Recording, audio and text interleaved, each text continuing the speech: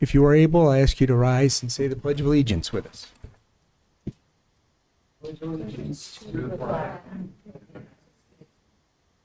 to the republic which stands one nation under God, indivisible, with liberty and justice for all. It's the governor's order. Yes, so thank you. Okay, so pardon me, this meeting being hybrid pursuant to Chapter 2 of the Acts of 2025, an act extending certain COVID-19 measures adopted during the state of emergency. This meeting will be conducted in person and via remote means in accordance with applicable law. This means that members of the public as well as members of the public may access this meeting in person or via virtual means. In-person attendance will be at the location listed at the top of this agenda, and it is possible that some or all members of the public body may attend remotely, with in-person attendance consisting of members of the public also. This meeting may be accessed remotely via Microsoft Teams. The meeting ID and password is on this evening's agenda. When required by law or allowed by the chair, persons wishing to provide public comment or otherwise participate in the meeting may do so by in-person attendance or by remote, as noted above. Additionally, the meeting will be broadcast live in real time via Verizon Channel 28.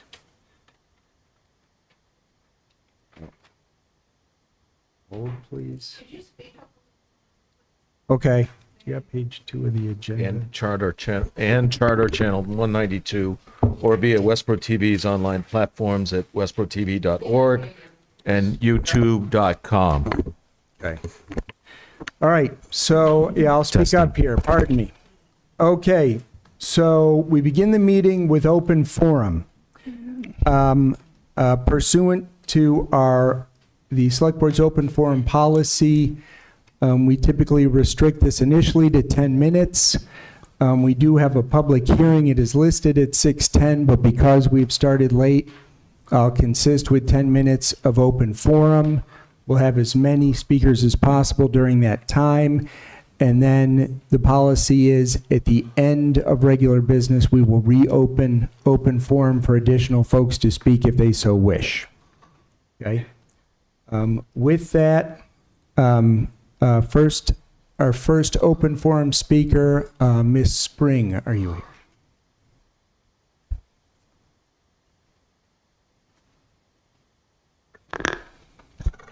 Thank you. Carolyn Spring, Deerslayer Lane. I would like to discuss a review of the charter. As the chair of the last Charter Review Commission, I am happy to serve on another charter review and even to be the chair again if that's what the commission members decide. I have concerns about the words, actions, impressions, and misinformation that is being spread about what the planning board's authority is and is not. And given the current circumstances in town, I think it should be specifically stated in the charter what they can and cannot do. I also think they should be under the purview of the select board, as 5 people are not deciding upon drastic changes for the town in a vacuum with little or no oversight. I also would like it spelled out clearly that only the select board can accept grant money or private donations, which is different than what the planning board is stating, in my opinion, to local media and town residents. And I'm pretty sure that that acceptance of money is already somewhere in the bylaws, if not the charter, as to the select board's authority. Separately, I am against the peanut redesign of the Rotary, and I fail to understand why less drastic and costly measures are not being taken first, such as the ones I stated in my email of April 15, 2026 to the Select Board, Town Manager, Planning Board, Town Planner, and Assistant Town Planner. These and the suggestions from other residents should be implemented or at least considered prior to any further action or expenditure of monies regarding a redesign. In summary, the charter needs to be reviewed and less drastic measures for the safety of the Rotary need to be implemented rather than a redesign, peanut shape, or otherwise. Thank you. All right. Ms. Spring, thank you very much. Show of hands, how many other individuals here would like to speak? Okay, all right. And I guess I'll try and do this randomly since we're not going to be able to get everybody in before we move to into our open hearing, which will start at 6:25. Go ahead. We have a certain order that we'd like to go. There's no 5 of us that would like to speak. I'm not sure there's time for all of you to speak. So are you? I mean, certainly if you all wanted to wait until the end, then we could take you all at the end in whatever order you wanted to do, but I wouldn't want to have you consume the entirety. Gotcha. Mike Matthew, 20 Andrews Road. Good evening, ladies and gentlemen. It was mentioned at the April 15th meeting across the street that businesses were, and business owners, property owners were contacted long prior to that meeting. So when I heard about it in December, I was one of the few that heard about it. And another person in the, that's here also is a business owner, property owner. He and I attended the December meeting. And so I went out and contacted a lot of the owners that I know. There was about 15 different property owners and business owners, and only one had heard about the meeting, about the peanut rotary prior to the April 15th. So I want to set the record straight there. And then my other point is that several people have come to me, and they're in the throes right now of negotiating lease extensions, and it's their livelihood. And I, for one, am in the throes of that, and I don't appreciate having this hanging above our heads, trying to decide whether I'm going to stay in town or not. So this is my opinion that it's not a necessary thing to do. It's way over the top, and to me, it's like government overreach, and I don't think it should be. We should change our rotary at all. They're putting rotaries in all over the place, and we don't. Yeah, peanut rotary is not going to stop 2,000 cars from traveling through. Thank you. Thank you. We'll go over to this side in the back there.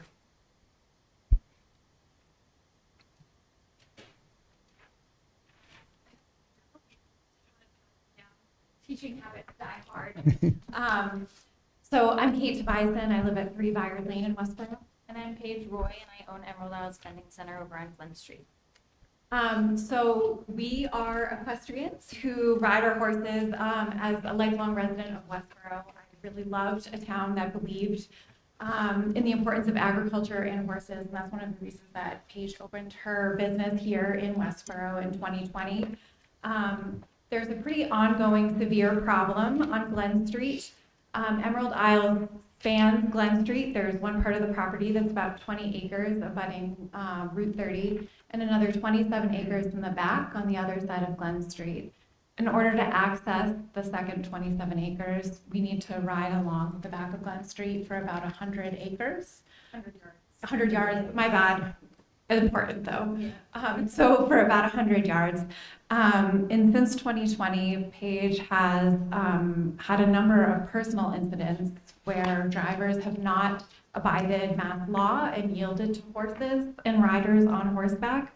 And recently across the state, there have been a number of life-threatening and at times deadly incidents with drivers who have failed to yield to riders on horseback. I've kind of documented for your review later on rather than in front of everybody when you have such a busy meeting here. But I think one thing that Paige and I would both like to say is how grateful we are for Westborough and the detail and time that Westborough Police has given to this issue. We've reached out to the DPW, to the safety committee, the police chief. And one thing that we kind of recently realized is that our number of requests repeatedly throughout the last 6 years have been filed as independent incidents rather than an ongoing case file of drivers who are failing to yield to riders on horseback. And when we compile all of these incidents and look at all of the studies that have been done, it's pretty clear that it's an ongoing problem. Recent consultations with the Westborough Police revealed that there's precedent set for flashing pedestrian lights and crossings, and we feel that this would be a great next step for our property.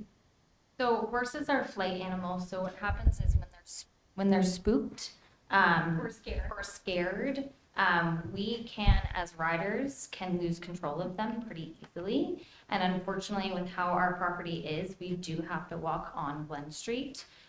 So I'm proposing to try to get horse crossing or pedestrian crossing flashing lights, but with a horse crossing sign, so that when we go to walk down the street, we can click the button. It brings attention to drivers on the road that there is a horse at current on the road, so that we can try to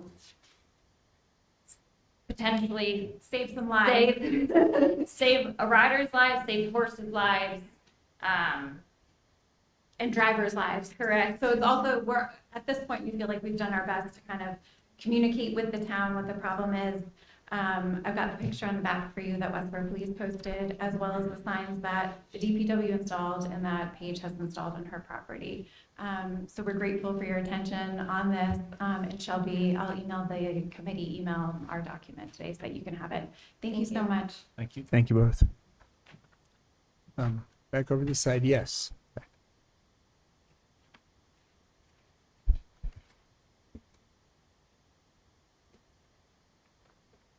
I'm Paula Les, 7 Blake Street. Good evening to all board members and selectmen. I come before you tonight to ask several questions concerning the Rotary. I looked up the date it was put into the center. It was 1931, making the Rotary 95 years old. Improvements to the area was voted on by the residents who wanted to keep the town's charm and cohesive atmosphere in the past. When the Boston-based firm was hired to change the Rotary, they did not take into consideration that the Rotary was a landmark that surrounding towns wanted to emulate. An easy way to make this Rotary work is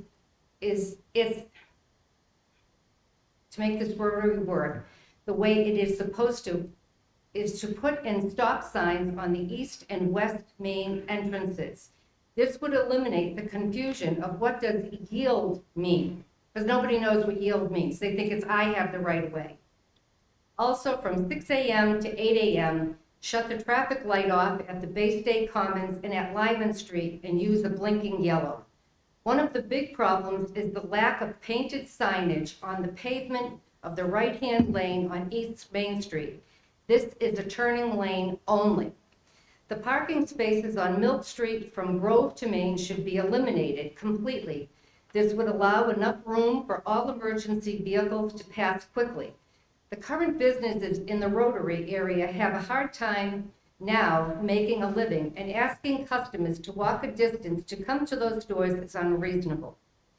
The death trap, as the Rotary has been referred to, can be eliminated not by spending millions of dollars, but having a police presence for a small period of time at the Rotary. Everyone is in such a hurry and they don't even know how to follow the traffic rules of a car to enter the Rotary. It is to your left and it goes clockwise. Lastly, I ask the selectmen and all boards that are voted on are supposed to be representing the wishes of the residents' majority, not a special interest group or their own wants and wishes. I am asking that this issue to be put to bed once and for all. Thank you. Thank you.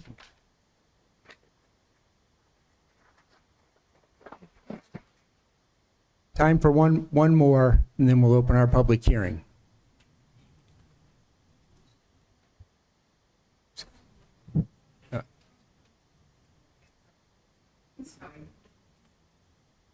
Good evening. My name is Lori Lane. I live at 45 West Street. I want to thank you for this time. I also have a Rotary peanut comment. I've only been living in Westborough for 7 years, but I drive and walk around the downtown every day. And one of the things I love most about Westborough is its Rotary and the events that take place in and around it. On April 15th, like everybody else that attended or watched at home, the public town hall meeting regarding the Rotary project, I was fortunate to meet others like myself, residents that oppose the current Rotary peanut redesigns. Since the April 15th meeting, we have been gathering very casually signatures and had many informative discussions with homeowners, business owners, renters, retirees, students, and visitors to the Westborough Rotary area regarding the current topic, removing the Rotary as we now know it. What we have found, similar to the infamous poll taken by the community advocate, was that only 10% were for changing the rotary. Our discussions with the community also mirrored this sentiment. Our townspeople do want to support smarter, lower cost alternative options to improve the safety and flow of the rotary, but not at the expense of our current downtown businesses and historical charm of the rotary area. As of tonight, I currently have over 225 signatures, with other petition sheets still out there to be collected and counted from people that oppose the redesign of the existing rotary.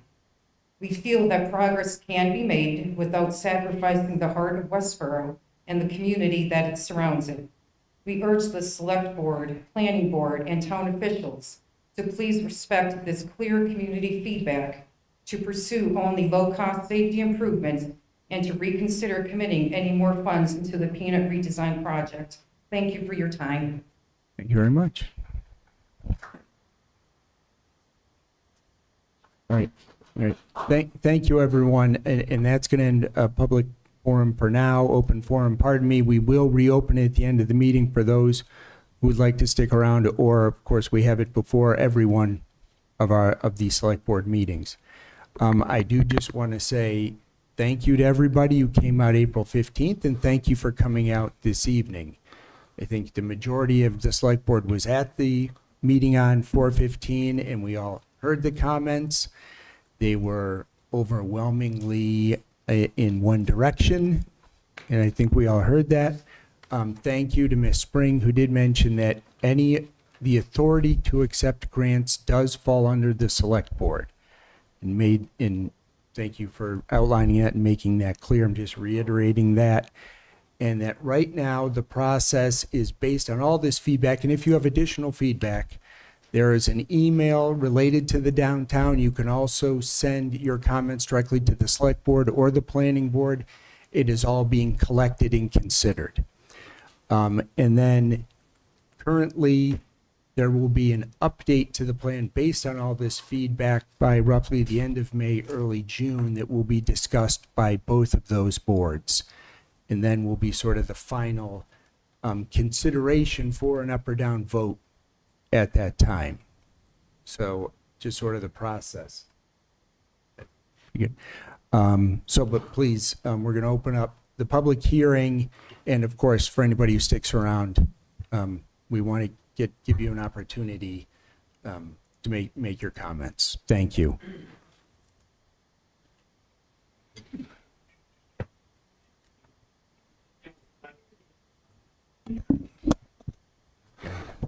How much closer we can get. I thought I was pretty glad, but you're basically sticking it in my mouth. Okay. All right. Yeah, I guess if I lean away a little bit. Okay. So a motion to open the public hearing for a new liquor license application for MYPI Foods LLC Chorasta. So moved. Second. All those in favor? Roll call vote. Yes. Johnson, yes. Silverberg, yes. Welch, yes. Shelby?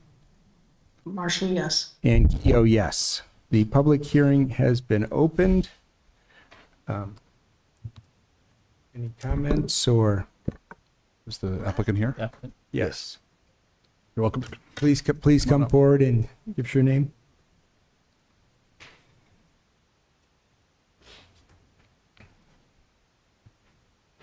Good evening. Make sure you just speak into the microphone. It's really hard. I hope you can hear you. Yeah. Could you just introduce yourselves? Yeah. This is Sudha Krishnamurthy. I'm the owner of a business. It's called MyB Foods LLC. And we are coming in 225 Turnpike Road, Indian Eatery. It's called Desi Chaurasta. Yeah, I'm husband. To support. Right, excellent, thank you. And I guess for those who aren't aware, that's the old Pizzeria Uno, correct? That's the location. All right, terrific, thank you. Would you like to tell us a little bit about the place? About the restaurant? Or? Yes. Yes. You got a lot of customers here. Sure, yeah. It's a of course, it's an Indian restaurant. We are unique in many ways. And it's a franchisee. It was started in Texas, and it's been spreading. At this point, I think they have more than 25 locations all over U.S. And we are the third one to start in Nashua, New Hampshire. We are so successful. We started 3 years ago. And people love the food because it's close to what they get in India. So that's a game changer there. So it's spicy though. I'm giving you a warning. So it is, and also of course, we want to have a bar. We started that in Virginia, and we're doing good there. So we thought, try the same thing here. And also this facility came with the bar and everything. So this will be, I believe, a successful one too. So. Terrific. Thank you very much. And we have all of your paperwork, and it appears to be in order. Any questions from the board? Nothing from my side. I just say welcome to Westborough. Oh, thank Looking you. forward to seeing the restaurant. I'm hearing good things about the inside. It's supposed to be beautiful in there, so I really look forward to visiting. So welcome to the community. Sure, I want to invite you all as well. Okay. When do you expect to open? Next month, most likely last week. Excellent. So this is a public hearing, and I know we have individuals here familiar with the concept of a public hearing. Actually, anybody can get up and ask questions or have comments if they so wish. I know this wasn't the primary topic folks were here for, but any questions, comments? No? All right. All set. All right. Get a motion? I would move to approve the Section 12 all alcohol liquor license for, I'm sorry, is it MYPI or is it MIPI? My pie. MyPie Foods LLC, doing business as Chaurasta at 225 Turnpike Road, naming Saravanan Nadasan Yeah, that's me. as the manager of record. Seconded. Second. Thank you very much. Comments, questions? Roll call vote. Johnson, yes. Silverberg, yes. Welch, yes. Shelby? Marshall, yes. And Keo, yes. All I right. just Thank say you. one Yes, Thing? yes. So I always end with this, but we're really excited to provide this to you. We're really excited that you're here in Westborough and running your business here. I do want to say that we take our liquor rules very seriously. Sure. So we're very happy to provide the license. We're very happy to have you here tonight. But we do want to make sure that you realize how special it is to have this license, but really take it seriously. We don't want to see underage people served. We don't want to see people overserved, because we love having you here tonight. We don't want to see you back in front of us with a violation. So please Sure. take it seriously, but we're really excited to have you in town, and we're excited to provide this license to you. Thanks for the advice. Yeah. Thank you. Sure. Welcome to Westborough. Thank you. Sure. Motion to close the hearing. So moved. Second. Roll call vote. Johnson, yes. Silverberg, yes. Welch, yes. Marshall, yes. And Keo, yes. Thank you very much. Thank you very much. Congratulations. Jenny's on her way, so. Okay. All right. Skip 3. Okay.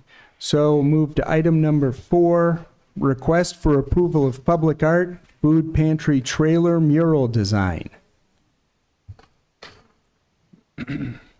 So the Westborough Cultural Council approved a proposed mural for the Westborough Food Pantry. So the food pantry has a trailer outside of the pantry, and they received grant funds to have a mural painted on it by local artist Jill Marie Straight, who actually also did the artwork on the electrical boxes in town. There was some confusion about the policy as it's still new, and so the mural actually has been painted and is really well liked by the neighbors, as we heard earlier today. But just in order to go through the process, we're asking that the board move through the policy and approve the mural. All right. So any questions? I'll move to approve Westborough Cultural Council's proposed mural design for the Westborough Food Pantry trailer as presented. Second. All right. Can I ask a question? Yes. So Chrissy, it sounds like we're doing this at this point as a formality since the mural was already done. Where was there confusion in the process? The Cultural Council was one of the entities that awarded the grant to the food pantry, and the food pantry folks worked with this artist and believed that that was all of the approvals that were needed. And I know that at the same time, the Cultural Council was trying and working with this board to seat the Public Art Committee.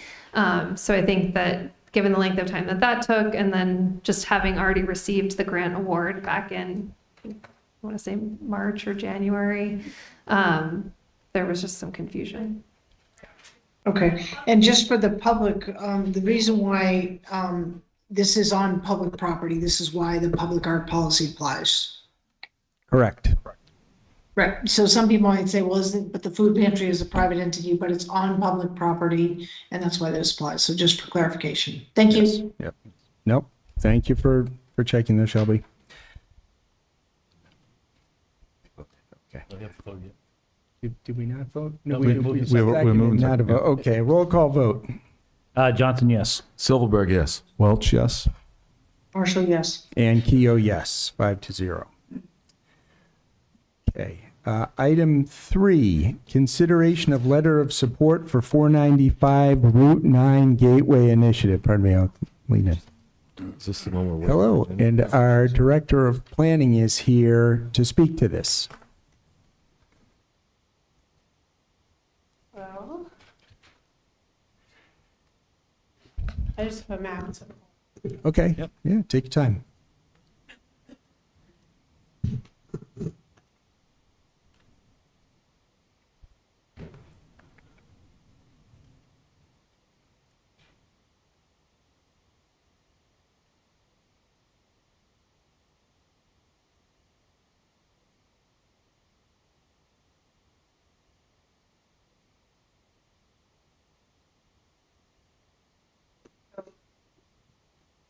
While I'm pulling up the map, I can go ahead and get started. So you have quite a bit on your agenda. As the board knows, the planning board has been into the possibility of doing a corridor study. Really come up with a better name for it yet, but it would be of the Route 9 and 495 area. And like all projects, we don't necessarily come up with these on our own. It comes through the master plan, which has asked for an action item to do a study of the redevelopment potential for that area of town, specifically Route 9 and 495. Last year, we partnered with Northborough and Southborough to look at a grant opportunity with EOHLC to do the study. Sorry, I was just being a little slow.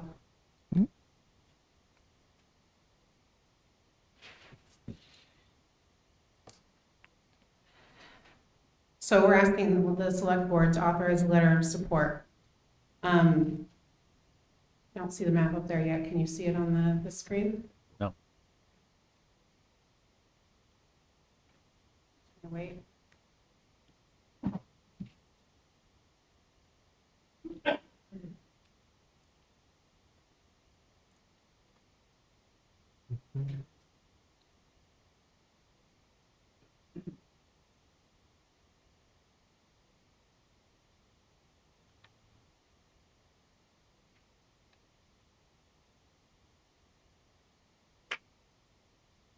Well, I think you all are familiar with the intersection of Route 9 and 495. That was it. Thank you. Yeah, Sean, I don't know if it's possible for Westborough TV, I think, who's running this, to show this on screen as well. I'm seeing Jenny right now, which is lovely, but I'd love to see the presentation. The map should be up on the screen now. I'm not sure if you can see it, Shelby, but Oh, Okay. but you're Okay, seeing well, the, I'm not you're gonna hold seeing the everyone up, but room? if that's a technical thing someone can work on behind the scenes, great, thanks. okay, great. So 495, Route 9, and then further down the Mass Pike is definitely a strategically located commercial area for the Metro West. In Westborough, as you all know, we have direct access to the MBT commuter rail.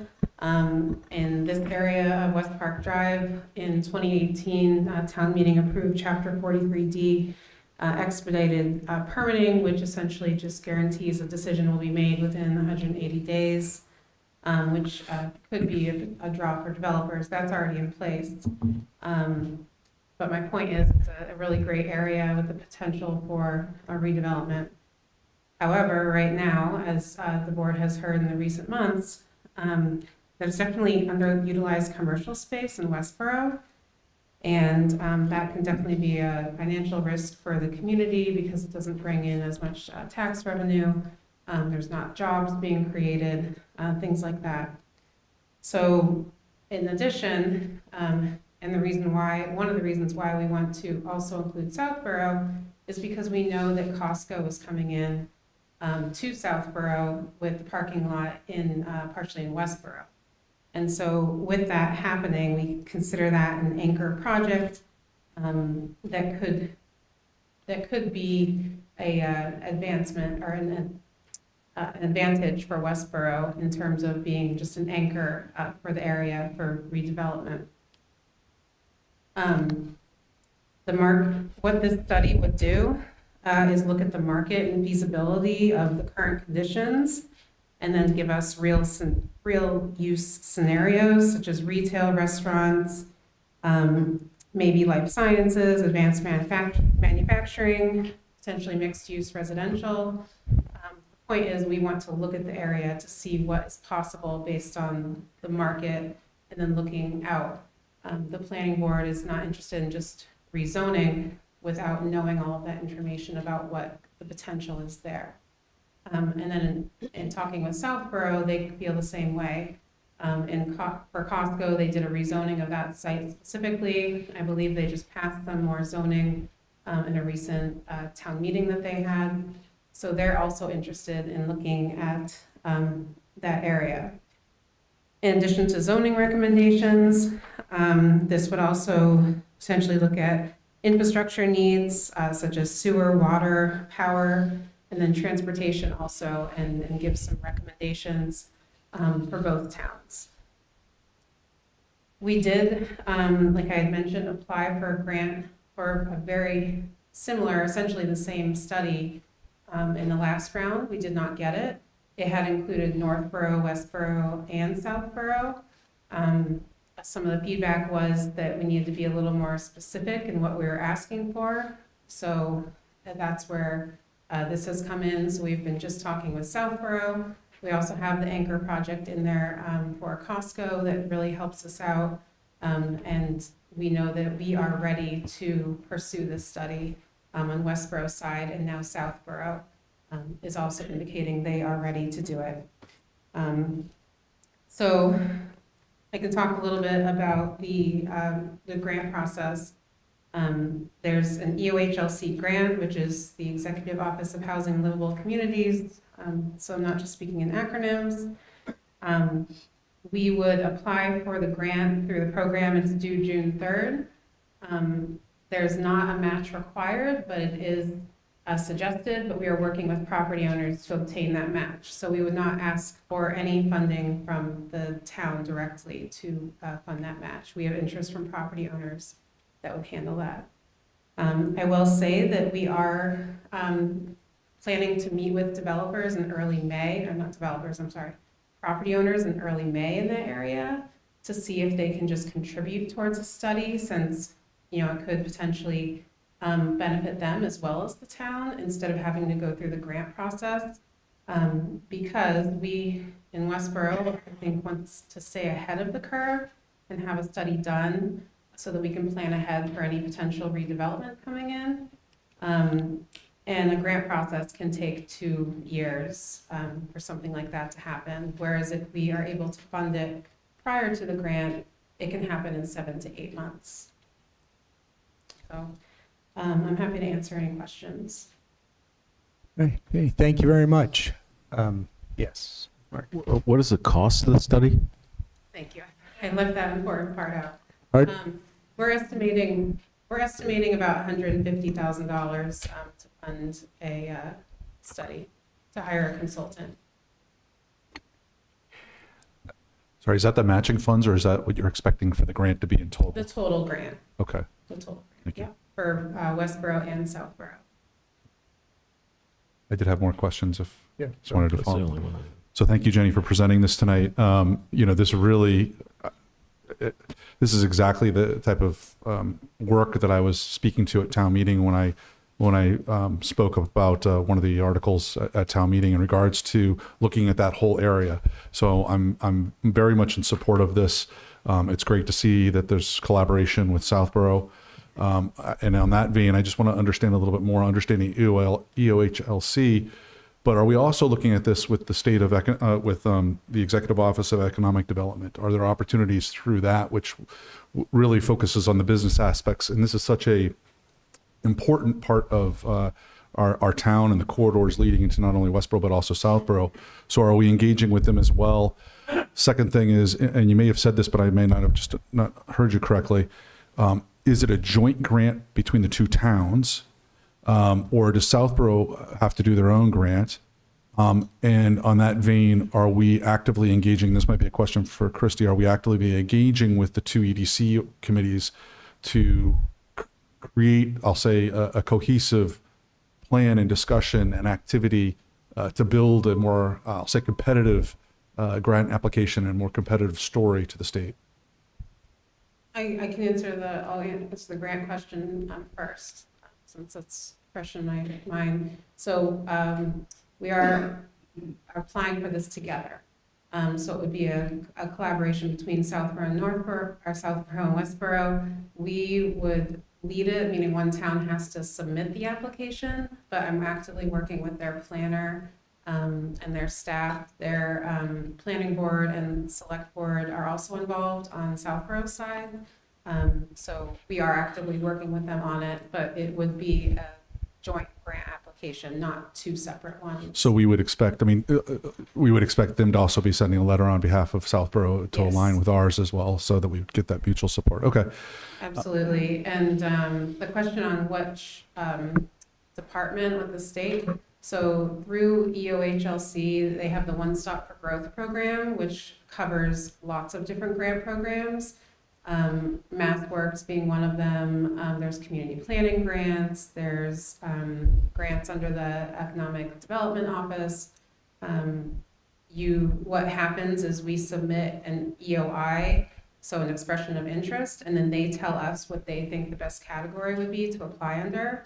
And when Southborough and ourselves, we submitted that, there's no cost to it or anything. It's a really easy application. There's just a few questions to see what category you would fit in. It would fall under the community planning grants, which is something that we have received grants before under. So it's just that bucket of money that they would consider funding this under. Thank you. And then I guess just that last question I had, Christy, more for you in regards to the interactions between our EDC and Southborough EDC. I just got to imagine there's got to be, hopefully there's conversations happening as to how the two communities can work together from a business perspective in this area as well. Do you know if that's happening? I don't think so. I know that the last grant that we applied for, as Jenny mentioned, we received feedback, so we took that feedback and then moved this forward. I don't know if you're asking for a letter of support from EDC, but I do think this is fully in line with the board's goal of looking at the future of economic development in Westborough, and I would fully expect this board and the Economic Development Committee to be, be informed by whatever the results of that study, and then be included potentially in action items from that study. Yeah, I will be asking for a letter of support from the Economic Development Committee, and we had received one previously for the same sort of study. Terrific. Thank you very much. Yep. And you had a question, your first question, and now I can't remember what it was. I think I got them all. That was the first question. Yeah, I think that okay. was the first question, but I'll come back later if I Okay. think of anything else. Yeah, I see this sample letter that's going out to property owners. Is there a similar letter going out from on the Southborough side, or is this letter going to Southborough property owners as well? They're using the same letter to send to their property owners, and there are a lot of duplicative property owners, such as Ferris. Ferris also owns land in Southborough, and Okay. there are a couple others that own land in both areas. Okay. Just a quick question, just so I understand, I think you said it, but what we're being asked to is support for this grant, but there's also simultaneously here, you're looking to see if we can alternatively go an option where it's funded by property owners, and if that was the case, we would not even need to go through the grant process. Is that accurate? Correct. Yes. Okay. So if it's funded by property owners, then we wouldn't have to go through the grant process. The town, we would still go through the normal procurement process, but it would be funded through, multiple property owners in the area. Okay. Awesome. Well, I think it's a great idea to look both ways. I echo Board Member Welch's fully supportive of this. Is an important area for us, and I think looking at it collaboratively with Southborough, but really looking at it holistically too makes a ton of sense to really inform us, but also help inform town meeting if we are to move forward. And it's again, just a very important economic area for us, and we need to do the best we can in that space. So fully supportive of it. Thank you. I think Shelby, any questions? Just a quick question. Jenny, you mentioned this is part of the One Stop and more further down, sort of the community planning grant. Being that this falls under the auspices of EOHLC, does this, I guess, I realize we can't have economy without people living here, so I get how those two are intrinsically tied, but if we go through this grant process, is there, I guess, is this particular grant evenly weighted truly around economy and like transportation, or is there a heavier leaning toward residential development, being that it's specifically through EOHLC? Not necessarily. So, we do grant applications for community planning. We get points for being a housing choice community because we are above our SHI minimum of 10%. And we've made advancements over the years to increase our housing stock. So we do get positive points for that. The community planning grant looks at many things. Housing is a potential for this area, and the consultant would look at that potential. But it's also looking at, economic development as a whole. So, Okay. Yeah, and where I'm going here is you're very close to this. So we've seen a number of large housing projects come through recently. And so I guess I just want to understand what the expectations are, or what, honestly, I'm just kind of thinking if there's any sort of predisposed bias in the framework of the work that's going to be done under the grant that would be leaning toward housing versus sort of overall economic development of a region, if that makes sense. So what the consultant would look at is the existing conditions. So what the existing zoning is, which is industrial, at least for Westborough, and then what the existing conditions are in terms of office vacancy, what uses are currently there, what tax revenue is being brought in because of the existing buildings and uses, and then do an outlook on what the highest and best use could be if changes are made, and then what's needed to go along with that. So that might mean that the consultant could back and say, housing is a terrible idea for this area because we see the need for more light industrial uses. Or they could say, we see the potential for mixed use as being something. But we would really look to the expert which would be the consultant, to guide us on what that would mean. And then from there, they would give us action items that could be taken to meet those objectives. So if they say you need to change zoning to allow mixed use with light industrial and housing, because we see that as the need based on our analysis that you'll get the highest tax revenue, then Westborough would have to make that decision on if they want to change zoning to achieve that. But it will just give us recommendations on and ideas on what we can do to improve the area. Wait, So- Okay. I'm sorry, Shelby, are you all set? I think so for the moment. Okay. So Jenny, this would be similar process that we followed on the downtown zoning, where the consultant would have presumably some stakeholder meetings and some public meetings where people could share what their desired uses are or recommended uses are. They go back, put it all together into a recommendation. If there's a zoning change, the planning board has a public hearing, and then that zoning change would go to town meeting. So there's like 3 layers before it would actually implement Yes, I think change. it would be Okay. similar. It's on a larger scale in this instance, and you'll see more in-depth market analysis. Well, we don't know being that for done. sure yet, but it's I mean, it's definitely a bigger area. Yeah. Right, that's what I mean. So it's a bigger area, there's more businesses, commercial businesses to study and look at the existing uses. But yes, it would be similar to that. Okay, that's what I thought. All right. Yeah, thank you. And yeah, I would say I approve. At annual town meeting, we had one property owner come forward to try and basically come up with their own plan because their office space is currently performing so poorly that it, and I understand that's not specific to them, that's a broad issue, especially sort of west of Boston. So yeah, so I support this as well. Thank you very much for bringing it forward. And with that, do we have a motion? Sure, I'll move to authorize the issuance of a letter of support for the 495 Route 9 Gateway Initiative to be submitted as part of the grant application to EOHLC and authorize the chair to sign the letter on behalf of the board. Second. Second. Okay. A motion and second. Roll call vote. Johnson, yes. Silverberg, yes. Welch, yes. Marshall, yes. And Keo, yes, 5-0. Okay, thank you very much. Thank you. Keep us updated, please. All right.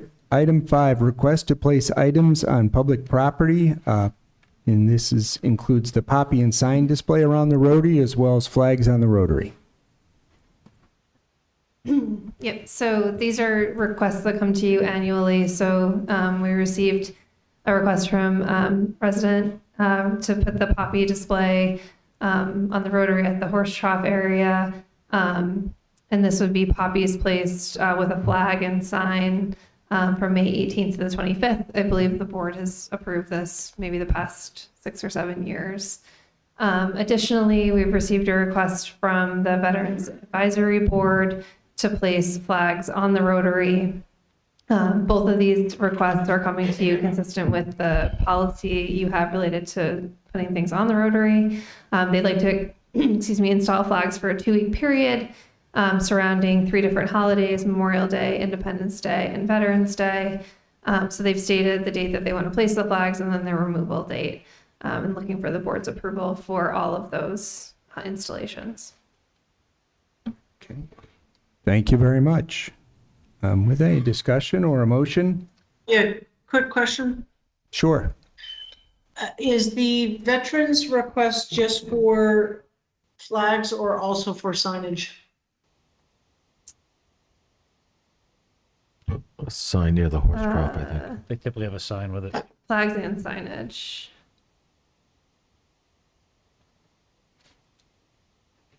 Okay. Yeah. Yes. In addition to the flags, we seek approval for 2 signs to be placed on the Rotary.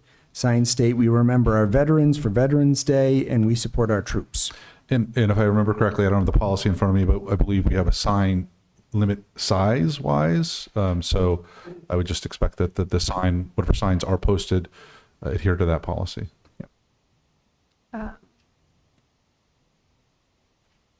So, Yeah, thank you, so Sean. I missed that in the packet. Thank you for pointing that out. the size requirements in the policy are related to canopy and advocacy signs. Handheld signs, yeah. Now we need to update that policy. Okay. I would move to approve the request for the placement of poppies, flags, and signage at the Rotary for the dates presented in accordance with the signs in the Rotary policy. Seconded. All right, comments? Just a quick point. I would just ask again that the signs respect obviously line of sight for the traffic and the drivers. So, and I think they do a very good job of that, but I would just reiterate that for this year as well. Yeah, thank you. All right, roll call vote. Johnson, yes. Silverberg, yes. Welch, yes. Marshall, yes. And Keough, yes. Thank you to Ms. Clark for the poppy display every year. It looks fantastic. And thank you to the Veterans Advisory Board for the flags. And I believe they also look for assistance with posting them around at our local cemeteries. I think the cemeteries they did. Did they do They last already did that, weekend? yep. Last weekend? Okay. But they this, got and that. they'll be looking for help to put it on the Rotary too for those dates, I know, and remove them. Item 6, request to waive building permit fees, Westborough TV window repair project. Oh, and we have somebody here. All right. Good evening. I'm back again. Mr. Hart, thank you. Good evening, Steve Hart, 22 Brewer Drive, and board member of Westborough TV, and the second Brit today to address an august body such as yourselves. This is about Westborough TV's request to waive building permit fees, and you remember following the successful passage of Article 11C at our town meeting, Westborough TV is preparing to begin the preservation and rehabilitation of the historic windows and building envelope at 33 West Main Street. It's an overall project cost in the region of $150,000, and we are attempting to start the project in a timely manner, but an issue of possible need for a building permit has been raised in some quarters. So we hope to complete this work during the favourable summer 4 months, and to ensure the maximum impact of taxpayer-approved funds and to maintain the momentum of this project, we respectfully request that the Select Board vote to waive the associated building permit fees. This was suggested to us by the Director of Community Development, offering that a waiver from the Select Board would provide the necessary administrative clearance to move forward efficiently with any building department requirements. Okay. And waiving those fees ensures that every dollar allocated through the Community Preservation Act at town meeting goes directly into the physical rehabilitation and restoration of the building. So we would appreciate the Select Board's vote in support of our request, so we may finalise our plans with the building department and begin the rehab process as soon as possible. So any timely decision will allow us to pull the necessary permits when identified without delay. Okay. Questions? How much are the fees? Well, that's a good question, Member Silverberg. I don't know that believe it. they could be as much as about $2,240, but that depends upon which permit fee we are required to pull. Currently, I'm unable to identify that from the information on the Building Services Department's website. So Yeah. that would be the maximum as I can make it out, but I understand that there are discussions ongoing with the head of the building department, and there may be a simplified process that we go through, so that fee may be much less than that. So I'm looking at the maximum. Okay. Questions or a motion? Sean, if I may? Yes. So I'm certainly in favor of waiving the permit fees. I just want to make sure that a building permit though would be filed and inspections would be required per that process. Right. Just the fee is waived. It's the fee that's waived, and any building permit identified by the town department, obviously we would address as required. Great, thank you. Apologies if you said this. When do you anticipate construction to start? We anticipate as soon as possible. Okay. Thank you. Okay. I would move to approve the waiving of all permitting fees under select board control associated with the building and window repair project at Westborough TV at 33 West Main Street. Seconded. All right. On questions? Roll call vote. Johnson, yes. Silverberg, yes. Welch, yes. Marshall, yes. Keo, yes. All right. Thank you very much. Thank you. If I may, just as a citizen, could I just suggest that at a future time, we might discuss maybe the creation of an interactive yes/no flow chart for building permit process, such that might actually save town department time and certainly a lot of applicants' ambiguity. Thank you. Thank you. Okay. Item 7, Westborough Farmers Market Annual Update, 2026 Review and Liquor Sales. Do we have the market manager here? Hello. Great. Can we Plug in. plug in? Yes.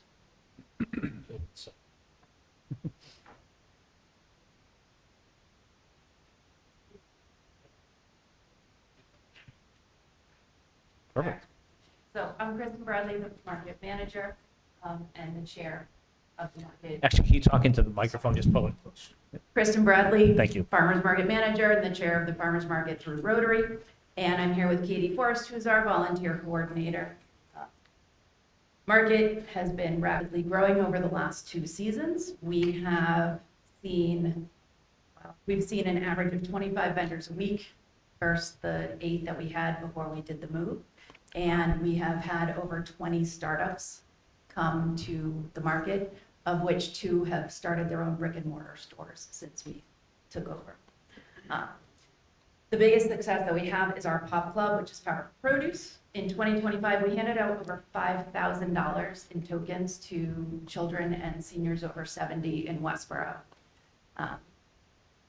It's a hands-on social skills and financial literacy program for the kids. They get pop bucks. They get to spend it on produce only. And there's nothing better than seeing a kid gnawing on a cucumber, walking through the market, being so proud that they spent their pop bucks on a cucumber. Or the kid who uses his money to buy microgreens for his lizard is one of my favorite ones. So I'm going to turn it over to Katie for our community and destination. So hi, I'm Katie Forrest, and as Kristen mentioned, I'm the volunteer coordinator for the Westborough Farmers Market.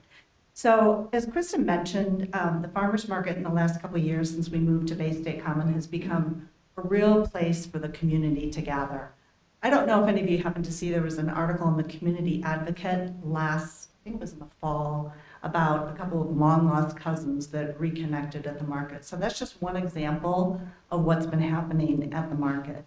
You'll see families with young children, they come and they shop at the market, and then the kids play on the playground at the common. There's live music. We have a music tent where a lot of people gather and listen to the music, and they get to know each other. So it's just really a great environment. And what's really driving a lot of the success of the market is the volunteers. We have volunteers from all walks of life. We have senior citizens. We have employees of local businesses that come and volunteer with us. We have high school students. So it's just a great opportunity for people to get out and spend an hour or 2 or 3 or 4 in the farmers market tent. And I would actually encourage all of you and invite all of you to maybe come for an hour or 2. Come join us at the market tent, hand out some of those pop dollars, and you can really see the energy and kind of get a feel for the vibe. The market starts June 11th. And so I'm going to talk a little bit about what we're doing this year in terms of the logistics. So in the past, our hours have been 2 p.m. to 6 p.m. Based on resident feedback, we're going to shift the hours slightly, and we're going to start at 2:30 and end at 6:30. So hopefully folks that have a long commute home, it gives them a little bit more of an opportunity to come to the market. We've gone back and forth about the day of the week. It's always been on Thursdays, and we decided to keep it on Thursdays for a number of reasons. One is we want to collaborate and coordinate with local towns. So I'm going to use Grafton as an example. Their market is on Wednesdays. And so we're going to keep ours on Thursdays. It gives the vendors a little freedom and opportunity to be at multiple markets. And it also gives our residents a little bit more flexibility. If they can't go on Thursday, they can go to Grafton on Wednesday. The other thing that we're doing this year that we're really excited about, so the concerts on the Common, we are teaming up with the rec department for 3 dates, July 16th, July 30th, and August 13th. So the concerts will begin at 6:30, right as the market closes, but we're hoping that it will attract more people to the market, but also attract more people to the concerts. So the market is also a vital link for town services. Last year, we actually really missed having family services at the market every week.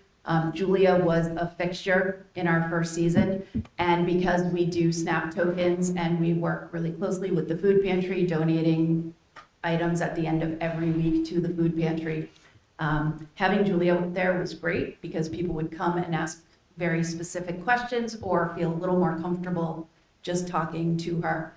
They also felt really comfortable when we had the planning board? When the planning board came a couple times last year, people were really excited to talk to the board and ask questions and interact with them. And one person actually said to me that they didn't feel like they were going to the principal's office to talk to somebody because they said it feels like going to the principal's office when they come in like it's official, but it's not official at the farmer's market. So I would love to have we would love to have the town offices, the different groups come every week at the market and we can coordinate something and just have an open forum for people. I think it's a great way for transparency, especially in this day and age. So we do have a couple asks. One is the safety at Bay State. The brick walkways are starting to heave a lot more every winter. And we had accessibility issues with wheelchairs and walkers last year where you could not get a wheelchair over certain bumps on the bricks. And we are asking the town to look into repairing it and possibly look to budget it as a fix in the fall or the winter or maybe next spring. I know it's not something like you want to do tomorrow or that you can do because it takes budgeting and time and everything, but it is a real concern.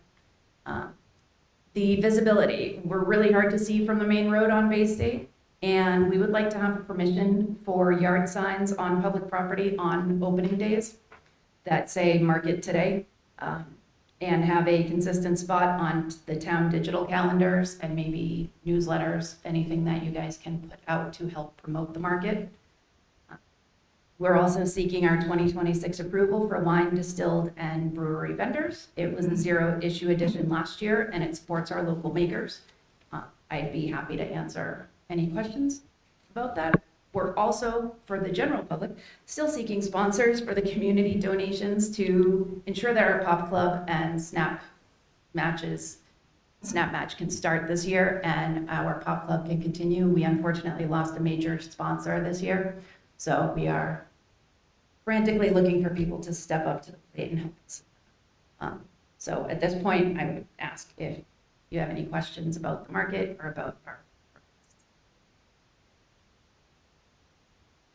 Yes. In terms of signage, any specific locations that you're looking for, like in front of the food pantry or the community building? Like right, in that area right in front of the food pantry. We know that we have to ask the schools specifically for signage in front of the schools. So we have that already in the process. But like in front of the food pantry that says farmer's market today this way. And on the corner of Union and East Main, right there. Yeah. And just yard signs that say market today open. I do not have the mock-up available for it yet to show you of what we want to put out, but it would be great if we could have those signs like the library does in different spots, but if we could have it at the food pantry especially. And Yeah, because I think the food pantry we can control. I think that corner of Union and East Main is privately owned. Yeah, I'm not sure. It is. Todd Alexander owns that. But I think you could ask okay. him, but that's I can talk to Todd. yeah. Yeah, we just can't approve it on private property. Yeah, no, that's fine. I think that'd be wasn't sure if great. that was private property or if that was considered. No, that's part of private town. property, but the food, the community house would be one that we could absolutely approve on our side, and I think I'd be pleased to do that. Other All right. questions? How would one donate? You can go to our website, westboroughfarmersmarket.com, or on our Facebook page, and there's a donate link right there. And that's to support that POP program? Or Snap for- Match. It's the POP program, Snap Match. We have, if people are looking for specific sponsorship with signage, we have sponsorship programs available for that. Snap Match is huge, especially because prices of food has gone so high and there's such a demand at the food pantry that we would love to be able to offer a Snap Match this year. And anybody who would like to donate, we would love to have your money. Sean, I would just say thank you very much for bringing this to the community and continue to support it year after year. I think it's a fantastic event that happens each week. I enjoy going down there and seeing everyone that's down there, but also taking advantage of the wonderful fruits and vegetables and whatnot, and all the other different products that are brought down there. It's always great to see them. So thank you very much for the work that you do each year, bringing this to the community. Thank you. Shelby? Just a couple quick questions. So I think last year there was maybe 3 vendors that were rotating selling alcohol, right? And you sort of had them co-located near Yeah, each so other. We had wine, distilled, and beer. We had 2 beer vendors, but they came on opposite weeks. We only allow 1 of each kind. So we have them centralized so that they're within eyesight of the market manager tent. Got it. I think that was what I remember from last year. Thank you. Okay. Thank you very much. I did have one more question. Last year, there was some talk about a winter's market. Yep. And I don't know exactly what happened with that, but I believe the library will be back in the library by the fall. So if you want to start planning that, I'm not going to say you can have that space, but I would encourage you to consider that. Okay, yeah, that's a thought. We also, Julio's has actually sponsored the music program again this year. And they have also offered their lower level for a winter market as well. That's great. So we now have some options, Yeah. whereas we thought we had an option last year and didn't, now we do. So thank you very much. Okay.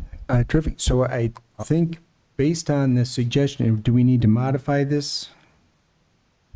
Ian, did you want to make the motion? Did you? I can. I think it works Yeah. as stated here. Well, I think instead of that, you don't have to, historically, we don't give approval for the Warts Corner, but you can sub in the 9 East Main Street. 90 Main Street, okay. Yeah. So I'd move to approve the sale of alcohol for off-premises consumption by vendors approved by the Westborough Farmers Market from June 11th, 2026 to October 8th, 2026, with all approved vendors placed together in a single location in the market manager's tent. And further, to allow for 3, is that what you're asking for? Sure.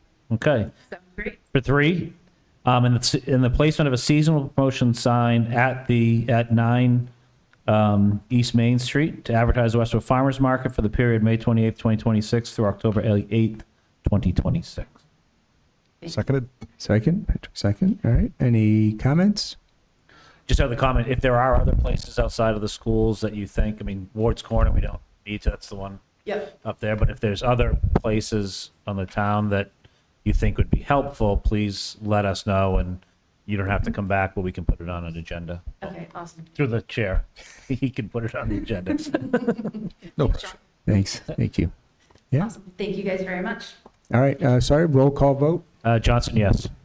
Silverberg, yes. Welch, yes. Do we have a second? I didn't hear it. Yes. Okay, Marshall, yes. Keo, yes. Thank you very much. Thank you very much.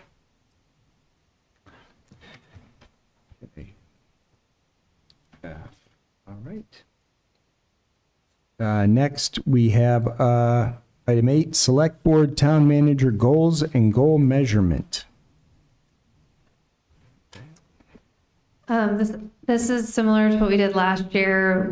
The select board earlier in April had a retreat where you identified goals, and then gives sub-bullets under each goal related to action items so that we can measure performance at the end of the year. Again, these are FY 2027 goals, so effectively begin July 1st to be completed by June 30th of 2027.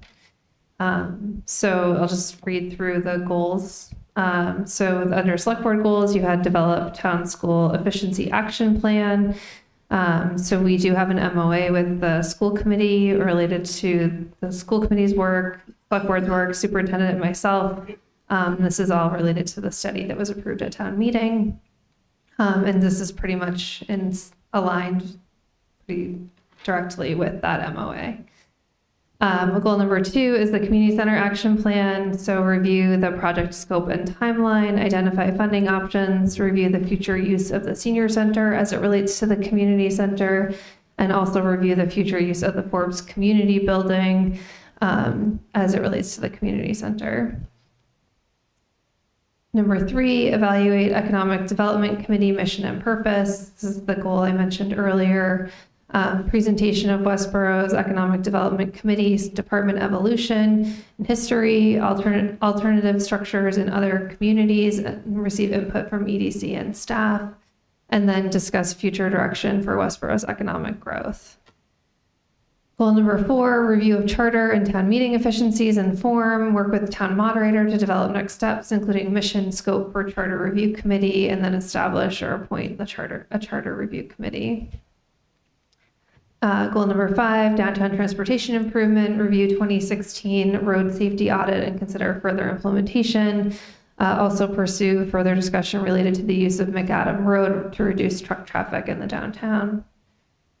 And then under town manager goals, in addition to working with the board to achieve the goals listed above, we have evaluate opportunities regarding golf club building, with action items to research and make presentation related to future development options, including land lease renovation, other public-private partnership opportunities for the board to decide on next steps, and then make recommendation for timeline. Review, update committee board list and committee handbook. So this review the list of current boards and committees and make recommendations as appropriate. Review current handbook and make recommendations for amendments, and then include language related to select board updates, including actions and milestones that necessitate select board presentations. I think that was actually established as a separate goal, but really seemed to make sense as an action item under this goal related to the other boards and committees and handbook. And that was a goal that was directly related to no longer having the liaison program, but establishing a cadence for, or milestones where boards and committees might come before the select board. Goal number 3 is regional fire services. Continue to work with the town of Southborough, town administrator, and fire chiefs on investigation of regional fire services. Engage consultant to develop feasibility study. Review, study, and make recommendations to select board. And then the last one is opioid fund expenditure plan recommendations. Work with staff and state liaison to develop plans for use of opioid funds and present to the board. Christy, thank you very much. Any questions or discussion? I think they covered Only what we the one had. that Christine knows I'm going to ask about, which is they'll be posted right under select board goals. Yeah, so all of the goals are posted from previous years with any update memos that we've done so far. So we will add the fiscal 27 once this is approved. Awesome, thank you. You don't actually have a vote you have to take, but. And I will just say that I want to thank the board and Christy and her staff for the work that day that we did. I thought it was a very productive session with a lot of good conversation to get to, I think, what is a good set of goals for us and the town manager this year. So thank you all. No, thank you, everybody. And yes, I appreciate that we came to what I feel are actionable goals for the select board and the town manager. And so look forward to working on those beginning in the new fiscal year. So we need a motion or? Nope. No, you already voted on the goals. So these action items, as we report, they could change. Okay. Next, item number 9, Metro West Regional Emergency Communications Center bonding. Pass that back to our town manager. So this is the first meeting where we wanted to discuss bonding for the Regional Emergency Communication Center. When Chief Purcell and I first came to the board to discuss this as an option, we talked about the funding of the project through State 911. So it'd be fully funded through State 911, and then eventually there would be an assessment for each participating community. So as a reminder, we're currently pursuing this with the towns of Southborough and Grafton, and we are the board has authorized through our IMA with those towns that the Regional Emergency Communication Center be established at the current Harvey building. So that obviously would require significant renovation. We have a governing structure that's established under that intermunicipal agreement, which can be found on the town website. And so there's a governing board, which is made up of myself and the town administrators from Grafton and Southborough. We have a finance committee, which is the three of us, as well as the finance directors from each community. And then we also have an operations committee, which is the chiefs, both police and fire from each community. We've hired an executive director, which the board was aware of. They're currently an employee of the town of Westborough because we are functioning as the fiduciary for this project. That means that the town of Westborough applies for the grant, the town of Westborough receives the grant funding, the town of Westborough writes the checks, and everything that's happening within that at this point is happening under the town of Westborough. As we're moving into the construction phase, we're interested in going out to bid. We are interested in moving everything now fully under the district. So that would mean that the district would take on all fiduciary requirements. I will say that one thing that we wanted to leave under the town at this point is personnel. So we have one employee, and they would remain as a Westborough employee at this point until we had more employees, so that we're not going out and getting health insurance and doing all these things for one person. Everything else we're hoping to move under the rec effective July 1st. In order for the rec to have more adequate cash flow, because of the way the State 911 grant works, is you have to pay out the funds and then you get reimbursed for those costs. So what we found in talking to other recs and also talking with the state is that a lot of these districts that have been established have bonded the project so that the cash is available immediately, and then you go back and you actually pay the debt service on with using State 911 grants. This specifically, most recently, or the one that we have worked the most closely with is SEMREC, which is the Regional Emergency Communication Center in the town of Foxborough. And so they talked to us about the ability of being able to use this cash flow on the bond and then being able to pay back. They actually had talked about the fact that each of their communities had appropriated a small amount of money in case that was needed at any point, and it was not ever needed. And they were able to fully work with State 911. One thing that they identified for us was that State 911 had given them a letter of acknowledgement of that funding process so that there was no surprises. So State 911 was sort of not fully not offering any additional commitment, but really showing that they're a partner in this process going forward. So included in your packet is a memo that I sent. I'm the chair of the governing board. I sent to the other governing board members related to how the bonding process works under the legislation through which this district was established. And the way that it works is that the finance subcommittee reviews the need for a bond. They make a vote. Then it goes to the governing board, which again is the 3 town managers. And we have a certain number of days by which we need to give notice to each of the select boards in each of the communities.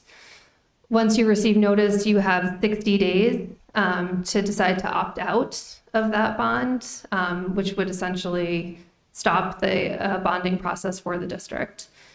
And so what we would like to do is we would like to bond the full project, which we haven't had the vote yet, but right now we're discussing it at about 12.5 million.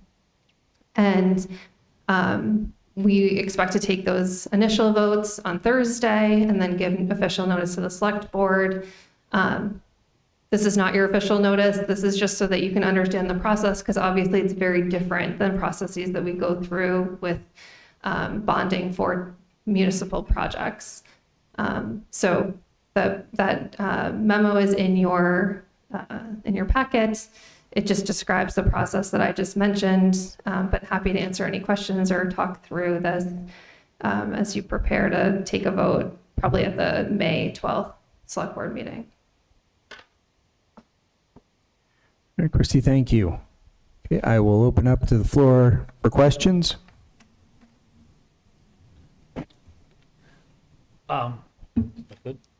Just a question. So bonding, this is a new entity. Is it bonded under the rec itself? Yes. And how do they go about getting a credit rating for bonding if it's Yeah, we not had the being same really question. existence? Okay. Yeah. So we're actually engaging the rec it will be under the rec fully, so Westborough wouldn't be acting as the fiduciary to that bond. And we're working with a financial advisor. We've engaged a financial advisor, the rec has, and also just today we've engaged a financial advisor and a bond counsel. It actually is the same bond counsel that the town of Westborough uses. They have, it's a good question, but they have said that we would be able to move forward. One thing that they were looking into was whether or not you use the state credit rating, even though they're not actually a party to the bond. Okay. Yeah, I'd be curious just to hear more, Yeah. because it's going to affect the rate that comes out, which eventually comes into our assessment. So Or is it just all being paid out of state 911? So there are things that we would need to pay for under the bond that would eventually roll to an assessment, and those would be any ineligible costs, so legal services, potentially.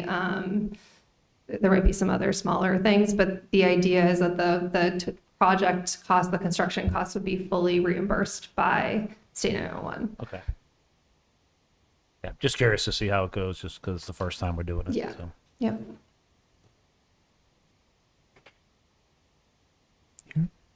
Shelby? So Christy, I guess we have a letter in our packet. Is this fully under the jurisdiction of the select board to support it? Because I heard bond, I guess I'm just a little confused if this requires a vote of town meeting. It does not require a vote of town meeting.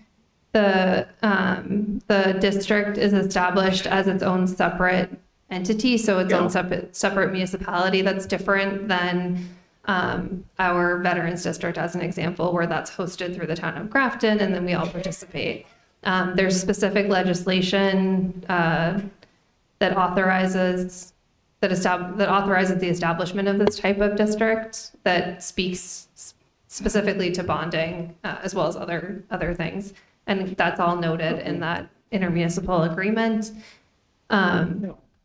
So it would be, sorry, I just lost your question. It would be fully bonded under the district through the statutory process. And the statutory process is the vote of the finance committee, the vote of the governing board, and then the opt-out option for each select board participating.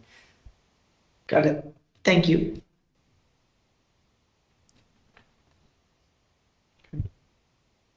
Any other, Patrick? You good? You good? Okay, and no vote necessary this evening. You'll be coming back before us in future meeting. Yes. Thank you very much. Item 10, H.4751, enact relative to the charter of the town of Westborough.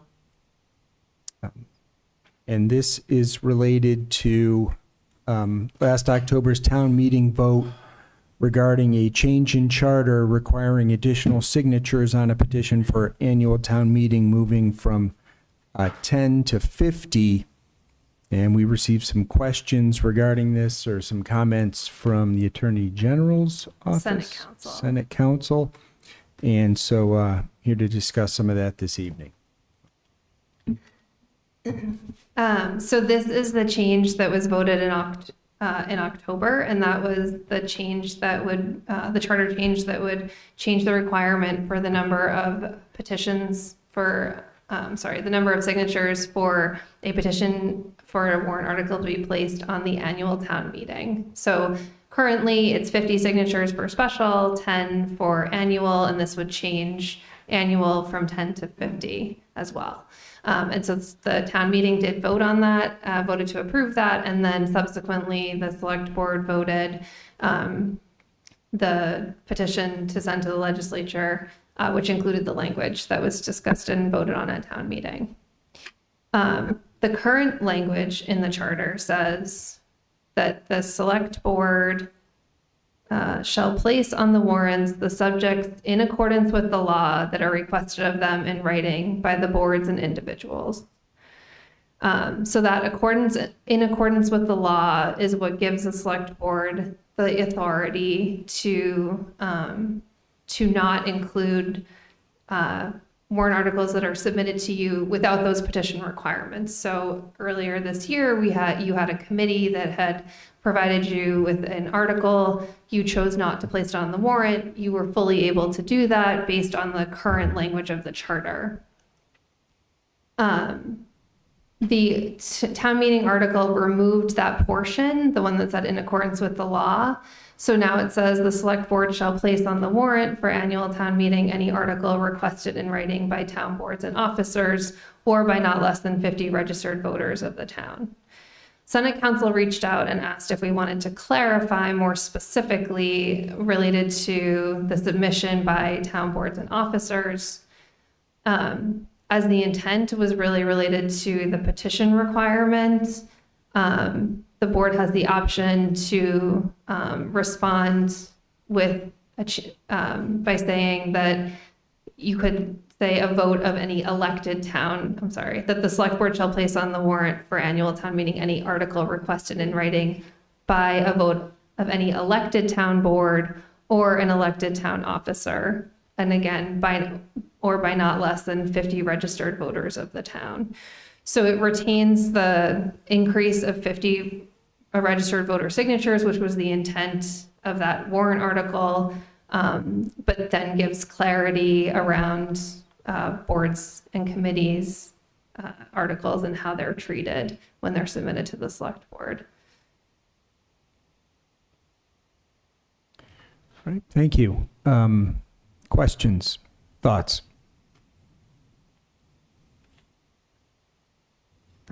Just a question. I'm slightly confused. So basically, I think we could add back just the language that we probably took out that we didn't intend, which was this language before, because the intent was just the 10 to 50. But the proposal that came back from the Senate was what you just quoted, which was basically doing the same thing, but making it by those three distinct things that we shall place on it.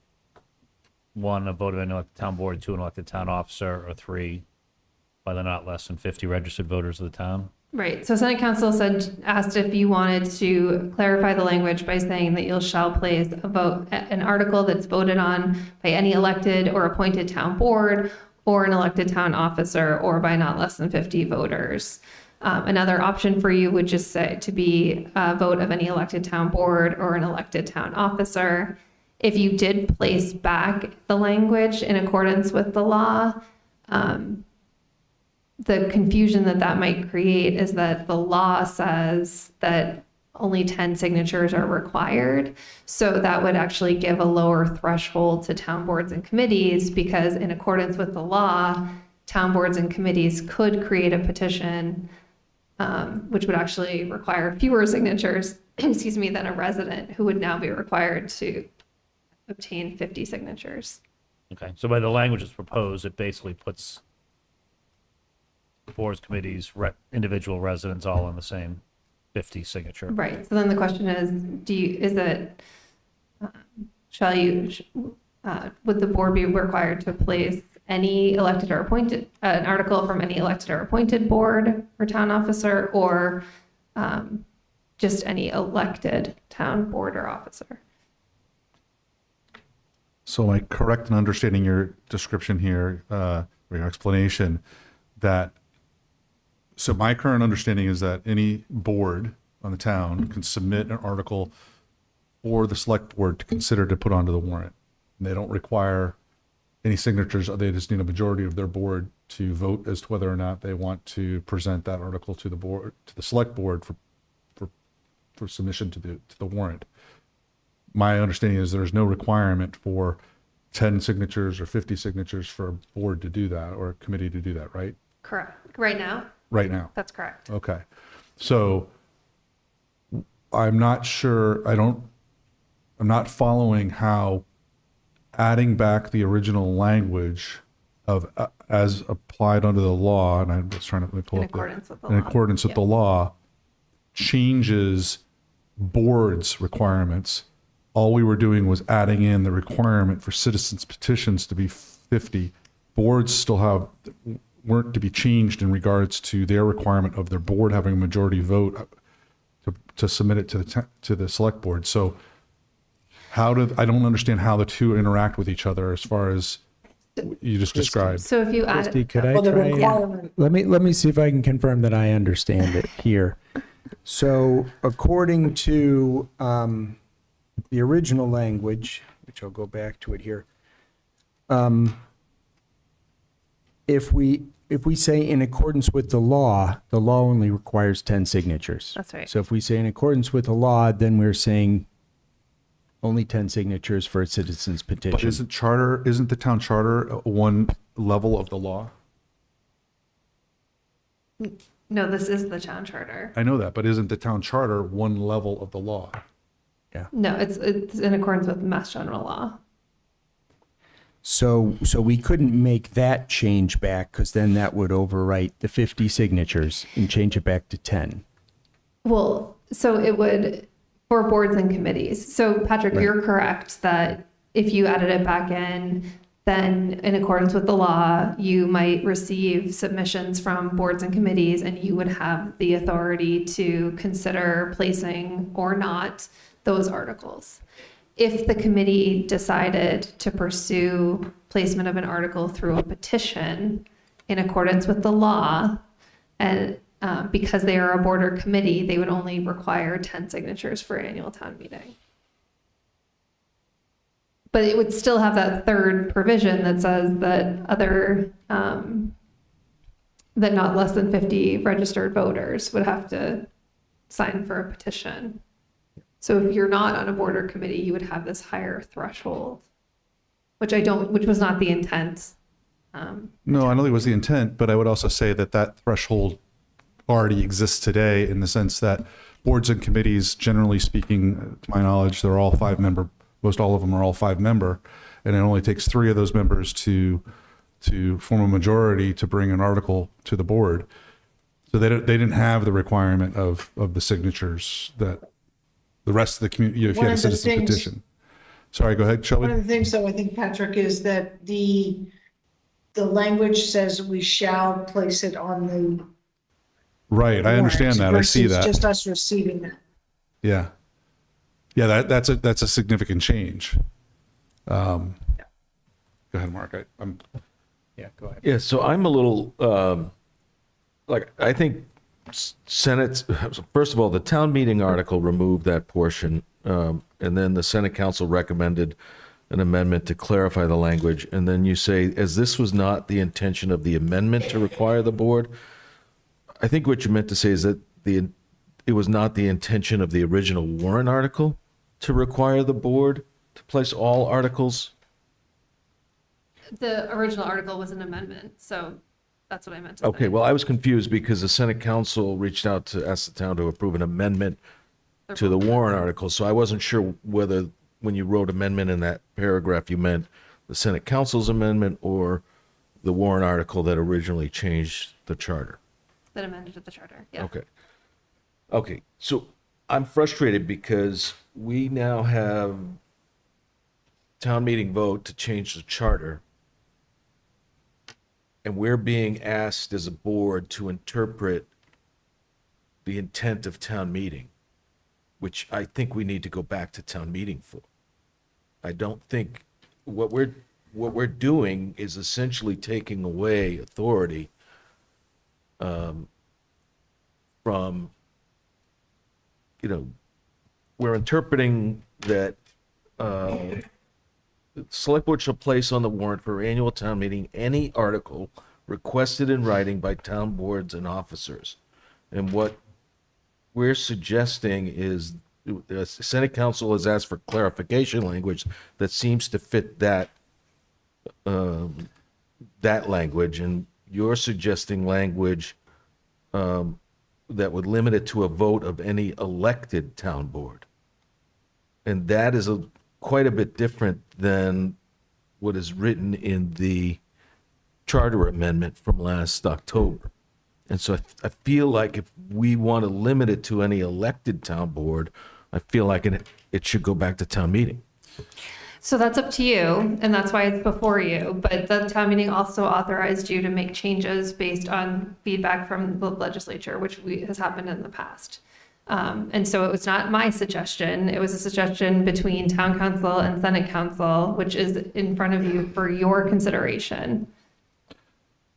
So I guess I want to For clarification, or just bridging off of what Mark just said, under the approved town meeting amendment, increasing the requirement of citizens petition to 50 and removing the original language of shall place in accordance with the law, this would mean that if we don't change anything and we reject the elected official language that is before us, doesn't that mean that a town appointed board or elected board would have to get 50 signatures?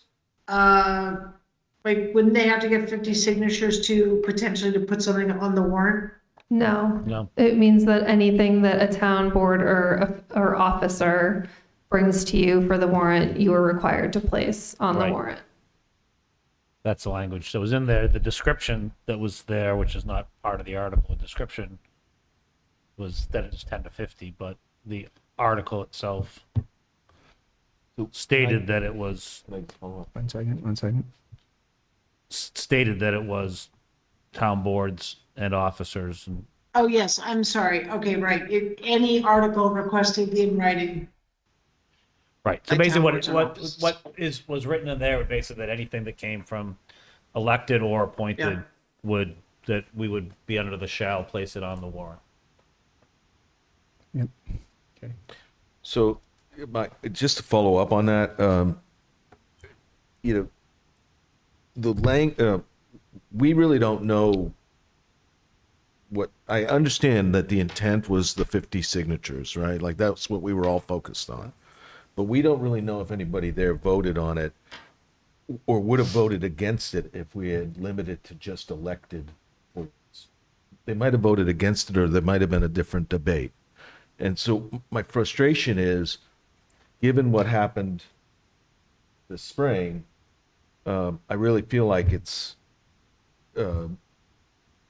interpreting the will of town meeting, and I'm not sure that that's our role. Mark, I would agree with you on that, and I would also just say it's kind of gotten muddled up here. I mean, that's the best way I could describe it. It's gotten pretty confusing, and I'm concerned. My take on this was boards and committees would continue to be able to bring forward their articles to the select board for us to put onto the warrant. They wouldn't need any special burden of additional signatures, that we were just broadening the citizens petition piece. That, I'll call it inequity for lack of a better word, already existed today, and that boards are a much smaller entity than the requirement for citizens petition signatures already anyway. So if we're trying to solve that problem, it wasn't, in my mind, that wasn't part of our discussion. We never had a conversation about that inequity. We were simply trying to to create a situation where citizen petitions required 50 signatures. And there was great debate as to whether or not we should go up to 125. And so I'm kind of in the same. Well, yeah, just to respond to that, I feel like the October warrant amendment actually broadened the ability of non-elected boards to bring forward a warrant article, and it would automatically be placed on town meeting. That was an authority they didn't have before.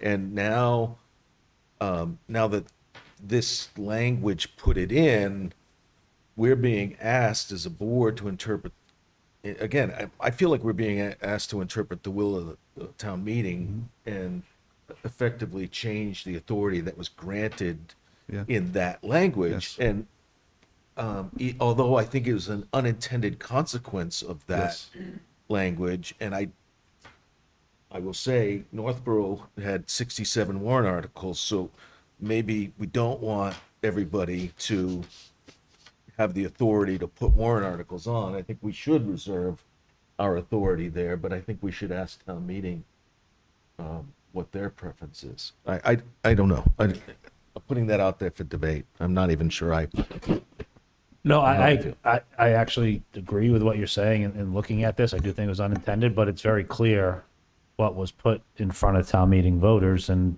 the language was in there. That did change the way that is. So I think I do agree with you. Us changing it to be just elected, to me, while our intention was to go to 50, I'm not sure that. Well, I think we can still go to 50 on a citizen petition. It's just whether we, but I think whether we ask the town to limit it to just elected boards. So I think your options are, you can, I believe you can withdraw the petition to the legislature and go back to town meeting. And then just the current language would exist until such time that it was amended. Or you can leave it as it was written in the warrant with no change as proposed by Senate Council, which would effectively do what you just mentioned, which is require you to put everything on the town meeting warrant. Yeah, I think those are the two options we have. Well, we could accept Senate Council's clarification, right? That, I mean, that I think. I mean, it says the same thing as. Yeah. Yeah. I mean, I would prefer to move on with the Senate clarification because I would like to, have the 50 registered voter threshold in place. I think the town meeting spoke pretty clearly on that. So it has no effect on the October town meeting. It would only have effect for the annual, because the special town meeting already requires 50 signatures.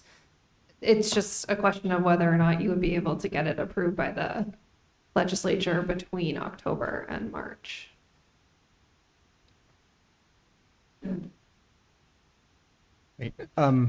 So, I think if citizens have feedback related to this, I wouldn't mind hearing it. I don't know what our turnaround expectation is back to Senate Council. They didn't give us a deadline. I know that they're looking for a response. Certainly the legislature recesses in the summer, for a portion of the summer. Okay. All right. I would say, so if we stayed with the current language of allowing all appointed boards to place articles on the town meeting warrant, with the select board automatically placing those articles on town meeting warrant, then I guess if and this isn't just select board appointed committees, it's any appointed committee. You go to any elected town board or elected. If you went with Senate Council's suggestion, it says a vote of any elected or appointed town board. Yeah. So that basically would take that authority away from us. So basically, we shall put anything. Yes. Now, I would say, though, that if the select board was the appointing authority for a specific board, right, to my understanding, and we were unhappy with, say, the volume of articles that they had us place on an individual warrant, the select board could then, dissolve that committee if they felt, if they felt drastic action was needed. Yeah, I don't know how that would work. Yeah, I don't. Yeah, I hope we never get After to it's that. already been submitted. We're I think we go with discussing whatever ultimately what could happen. Say, what? I guess go back. I agree with Mark. Looking at this, it's unattended, but I think I think we should have. I think we should put an article forward at town meeting to get town, the town meeting to clarify what Okay. The reason that why is. I think that The question is whether we move forward now. 1 second, let me finish. The question is whether we move forward now with the 50 signatures and Senate councils, or if we just hold off on everything, we run the risk of being back here this time next year and having gone through a spring town meeting without the 50 signature threshold. But we've done that for quite a few years now and managed okay. I think we can make it one more meeting or not. I don't know. Yeah, you also so it was approved in October, and obviously the 10 signature requirement was all that was needed for this past annual town meeting. Right. So what I was going to say is I think, it became very clear when I saw multiple council feedback on this as to the impact of future town meetings. And for the sake of the public, we're constantly being tapped on the shoulder in regards to town meetings too long. There's too many articles. There's all sorts of things, and we're always looking for ways to kind of cut those back. Well, this actually potentially could be a significant increase to your point of. I mean, I heard Nantucket a few years ago had over 120 articles on their warrant, and I am fearful that this could end up happening. So when I look at the three options that Christy laid out there, option A right now seems more appealing to me, is to hold back on this to better understand, so that the community understands the adverse effect that this could have. Because I don't think people might have expected that unintended consequence. Yeah. I want to get it right too. And I think it certainly wasn't the intent. I think all of this discussion was around the 50 signatures and not necessarily around, the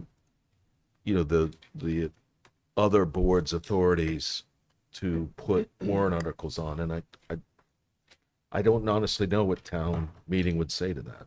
Okay, so what's the recommendation? I recommend that do you want a movement? I don't know if it necessarily requires a motion, vote. not but a movement, forward. a motion. I think you would probably want to do a vote, just so that we can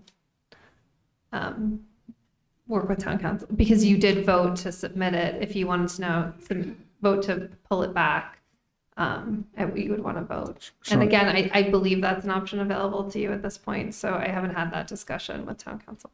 Okay.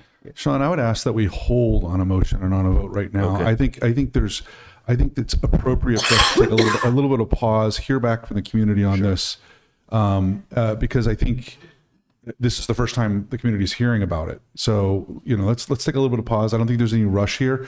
Come back at our next May meeting, or maybe at the end of May, whatnot, and discuss what we've heard and how we feel about it. Then would be my suggestion. Okay. Anybody else? Well, Can I ask though, how are we Yeah, going to Shelby. hear from the community, Patrick? I think that's a great idea, but, inevitably we might hear from a handful of people and through what channels and so on and so forth.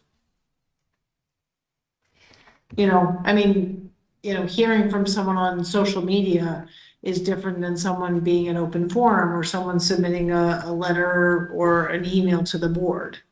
So I guess my thought on that, and I get where you're coming from, but my thought on that is you kind of have three scenarios. You're going to hear from nobody, you're going to hear from a few people, or you're going to hear from a lot of people. And I think that tells us a lot in regards to the feedback as to what happens there. And we, as board members, will have to interpret that feedback on our own as to whether or not it's significant in our discussion process. I don't think this rises to the level of a public hearing. I don't think we have to go through the process of a public information session. I think that the community advocate will likely pick up on this, I suspect. And I expect there might be Facebook posts out there as well for those that look at Facebook and, you know, other social media avenues that we can look at. Sean, can I comment? So, I know Ian wants to make a comment. Can I just add one follow-up, Sean? Sure. You know, Patrick, I hear what you're saying. I think though this is kind of a layered, nuanced change to the charter. Certainly more complex with the omission of this language than we intended. And I am very hesitant to sort of rely on a survey or some feedback when I don't know that, like, we haven't done the public a service by saying kind of like actually put it in a presentation so it's very clear, like option A, option B, option C, and kind of pros and cons. So I'm not willing to just sort of get some random feedback and then make a decision based on that. I think we need to have a more formal process around that if we're going to go down this road of or bring it back to town meeting. Okay. Yep. Yeah, and Shelby, you said on my part, I think the only way to do this would be bring a town meeting. I don't think there's a way to do another form. This went through town meeting. That's the discussion. People are able to debate it. I think that's the right place to go. Yep. I do, though, agree, Patrick, with what you said, because, but Christy, correct me if I'm wrong, but I think what you said was you think that what we can do is not do it. I don't want to vote that. If I decide to vote for that, and then when it comes back and says you can't do it, I'd rather wait till our next meeting, find out from Senate Council, Town Council, whether we can basically pull this back and bring it to the next town meeting, or because we've submitted it already in town meeting, do we need to move forward? So I'm sorry, I'm so impatient. I just wanted to verify with Christy that's because you think it is, but you don't know. That's correct. I haven't had that conversation, so I think that would make sense. That'd be my take. So Forget it. I don't have anything to say. No, my point was exactly that I don't know exactly what motion to make right now. Right. And I would prefer that Christie consult with our council, with Senate council. Maybe we don't have to withdraw the legislation. Maybe we just pause the legislation, bring something to town meeting in the fall, get a clarification, and then we can vote on the clarified language and move forward with the legislation. And maybe it'll be in place by the spring if we do it that way. So let's hold off until our next meeting, figure out exactly what it is, what options we have, and then decide what motion to make. All right, folks are good with that? Yep. All right, good discussion. Okay, next, item 11, appointments, reappointments. David Allman, the Cultural Council, and Stephen Henry to the Conservation Commission. Get a motion or any comments? I'll move to appoint David Allman to the Cultural Council and Stephen Henry to the Conservation Commission with a term ending June 30th, 2029. Can I get a second? Second. All right, roll call vote. Johnson, yes. Silverberg, yes. Welch, yes. Marshall, yes. And Keough, yes. All right, gentlemen, thank you very much for being willing to serve. Item 12, request to approve the meeting minutes of April 14th, 2026. So moved. Can I get a second? Second. Roll call vote. Johnson, yes. Silverberg, yes. Welch, yes. Marshall, yes. And Keough, yes. Amanda, thank you very much. And item 13, town manager report. You want just a point of order? Sure. Talk about opening up open forum. Do you want to do that now or go through these last two and then? I was going to do town manager report and then open forum. Thank I you. think We're not going to do Peop- issues and correspondence? people can Not leave yours. before issues and correspondence. Nobody needs to No, stay let's for do that. issues and correspondence before. Stop. Town manager report. So over the past couple of years, we've participated in the town takeover at the Woosocks. We do that with the other boroughs communities. So the boroughs town takeover will be at Polar Park on Wednesday, July 22nd. The game begins at 6:45 and tickets can be purchased at the link provided in the town manager report, but also is available on the Recreation Department website. You'll want to purchase tickets through that link because using that specific link that's unique to Westborough, some of the funds collected will go to a nonprofit designated in Westborough. Additionally, the Recreation Department is accepting nominations for a hometown hero to be honored at the game. So nomination forms are available on the Recreation Department website. The legislature is working on the fair share amendments to the budget. Our delegation has secured the following earmarks in the fair share amendment budget bills. One is $115,000 expended by Westborough for transportation capital expenses. Another is $50,000 expended by the town for public roadway and sidewalk improvements. And then the last is $12,500 expended for Westborough Public Library for capital expenses. That amount is actually specific to obtaining a book bike. So that they would be using an e-bike to bring to certain events, including the farmer's market. The bills are currently in conference committee to iron out any differences, but we've been told that we can expect these earmarks in the final version. We've also had Eagle Scout commendation. The town and the select board extend their congratulations to 3 local scouts, Jonathan Fairbanks, Dexter Homer, and Travis Knox of Troop 100 on achieving the rank of Eagle Scout, the highest honor in scouting. Each scout demonstrated exceptional leadership, dedication, and a strong commitment to community service through the successful completion of their Eagle Scout projects. In recognition of these outstanding accomplishments, we prepared formal commendations to be included in their binders.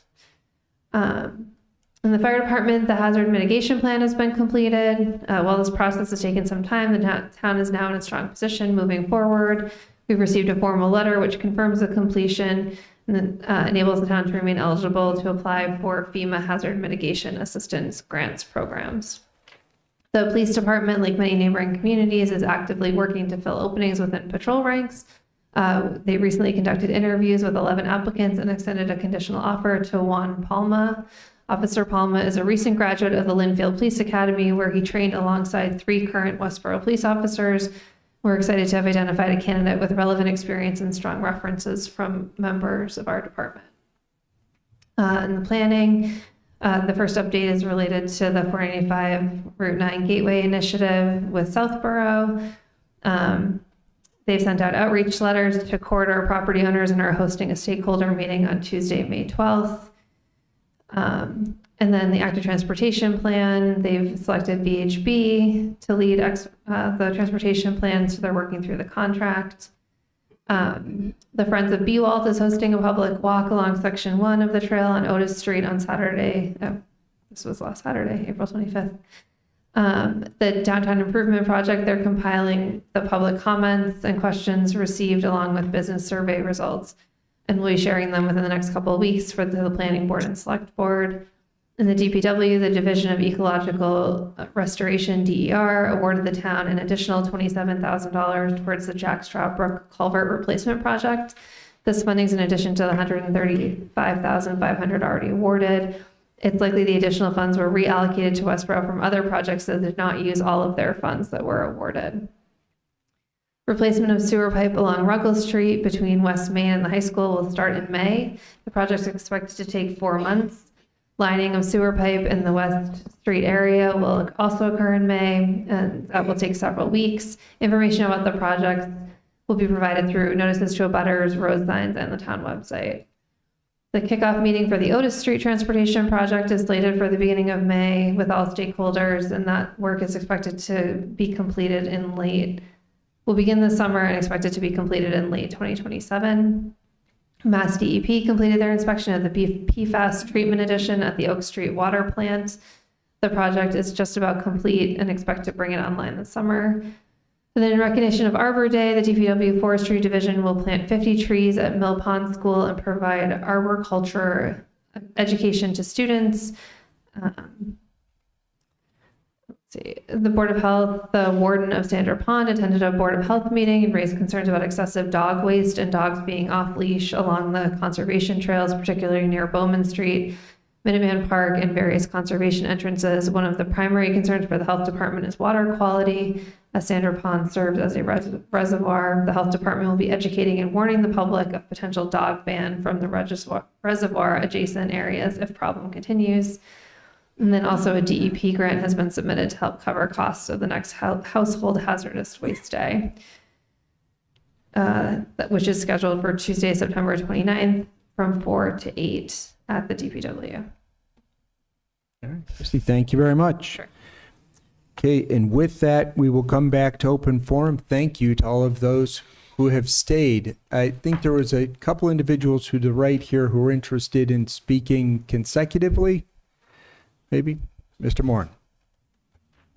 We will get to everybody. Good evening, Scott Moore for Stonehill Road, Westborough. Thank you for all you do. You guys do a great job, and appreciate the volunteer efforts that you guys all put in. So hats off to you. I'm here as a concerned citizen against altering and essentially destroying our historical rotary and downtown businesses for a number of reasons. Any leader's response to this project saying it was a result of positive community and business input is a totally false narrative. The town and businesses never asked for such a dramatic change in the heart of Westborough. The Rotary is why many of us moved here. School systems, the Rotary, the downtown, were the envy of Southborough, Northborough, Hopkinton.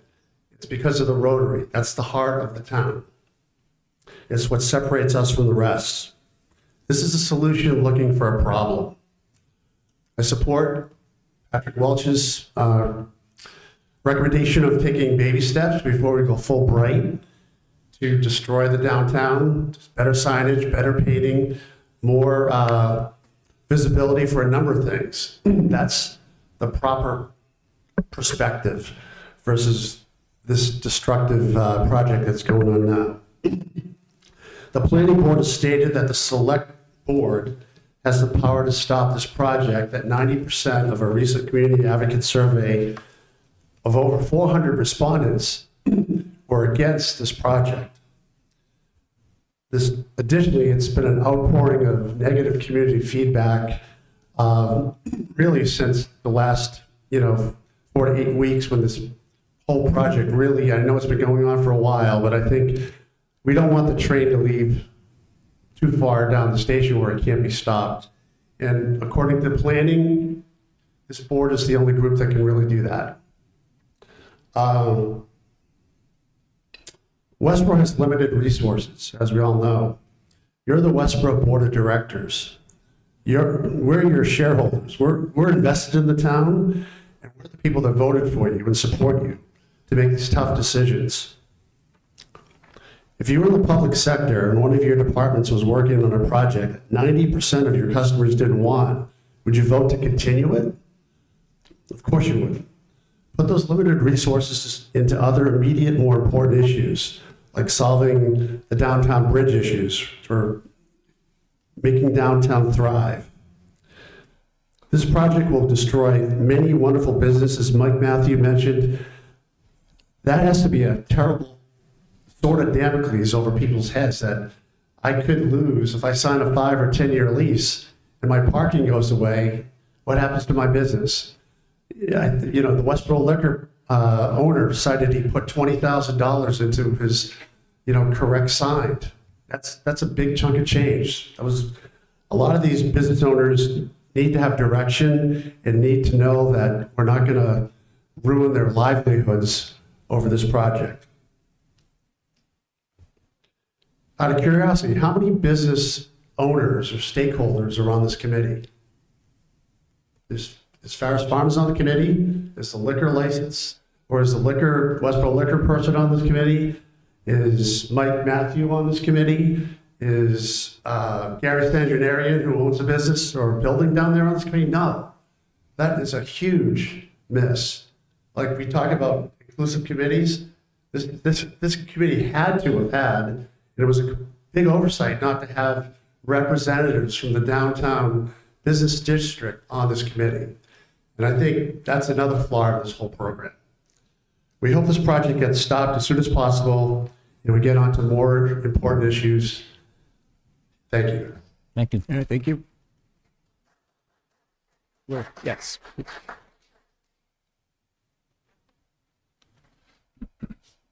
Hi, I'm Leanne Amaris, 35 Charles Street. I've been a Westborough homeowner for 9 years. My son is in the public school system. I'm a new member of the Public Art Committee, and I opened a community-focused business on the Rotary last September, which received an award in January for Best Small Business from the EDC. So I feel pretty qualified to speak on this issue. In 6 months at my business, I've personally witnessed 3 actual car crashes, 2 involving children, and 3 people driving the wrong direction in the Rotary. Every single day from my business, I witnessed multiple near collisions, evidenced by ongoing honking, brake screeching, and stopped cars. Every single day, there are multiple incidents. A consistent talking point I'm hearing about the Rotary changes are concerns over downtown business owners losing parking. But that's a red herring because parking as it currently stands is confusing, dangerous, and inconsistent. I know this because I attract a majority of my patrons from outside of Westborough, and they're constantly asking me where it's okay for them to park. Additionally, because they come from other towns, I'm often directing them to other Rotary businesses for shopping and for dining within walking distance. They consistently comment on how challenging it is to cross the streets at the Rotary while also witnessing hourly near misses. I hear so much about a survey with 400 respondents. What was the demographic distribution of that survey? How do we know that it actually reflects the community? 400 people is not enough. I want trees and a green space in our town center. I want a walkable downtown for our teens, our elders, and our folks with strollers. I want that. I am a downtown business. Those are the things that I want. But what we have today is far too dangerous for any of those groups of people. My 11-year-old crosses multiple times a week to go to EH Cards, to go to the barber, to get boba at Cha-Cha and Beans, to get sliders at the Coop. Every single time I hear screeching brakes while he's out, I have to take pause. And I know I'm not the only parent who feels that way. What good is a historical downtown that's functioning as a dangerous throughway for tractor trailers? What good is a circle of pavement? And how do parking spots help anyone when kids can't cross safely once their parents park and elders can't take the time they need to cross? I support any project that can make the Rotary safer, speaking as a Westborough resident for 9 years and an award-winning downtown business owner working with intergenerational and town patrons. Thank you.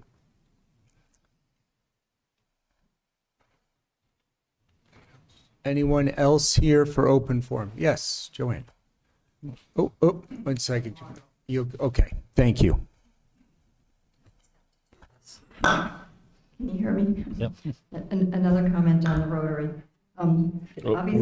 Could you introduce yourself? Oh, I'm sorry. Lauren Smith, 29 Church Street.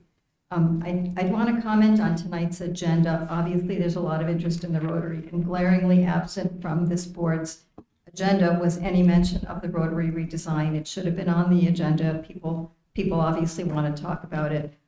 It's such an important and timely issue. It's disappointing that this board chose not to put it on the agenda to be discussed. It's been a couple of weeks since the information session where many residents expressed frustration and displeasure with the design and with the process. Despite the outpouring of opposition, it appears that the redesign process is continuing in some form. It's been less than a transparent process, and I, for one, and probably others, are losing confidence in the boards of this town. Please stop telling us that this is what you want. Many residents and business owners have been very vocal about their opposition. Clearly, it's not what the majority of people want, and it should be addressed by the board. You talked about there will be a joint meeting, it sounds like, with you and the planning board. I suggest that we schedule it as soon as schedules allow, with an open forum so all voices can be heard. The longer you go without addressing this, the more frustrated people will become. Thank you. You, Julie.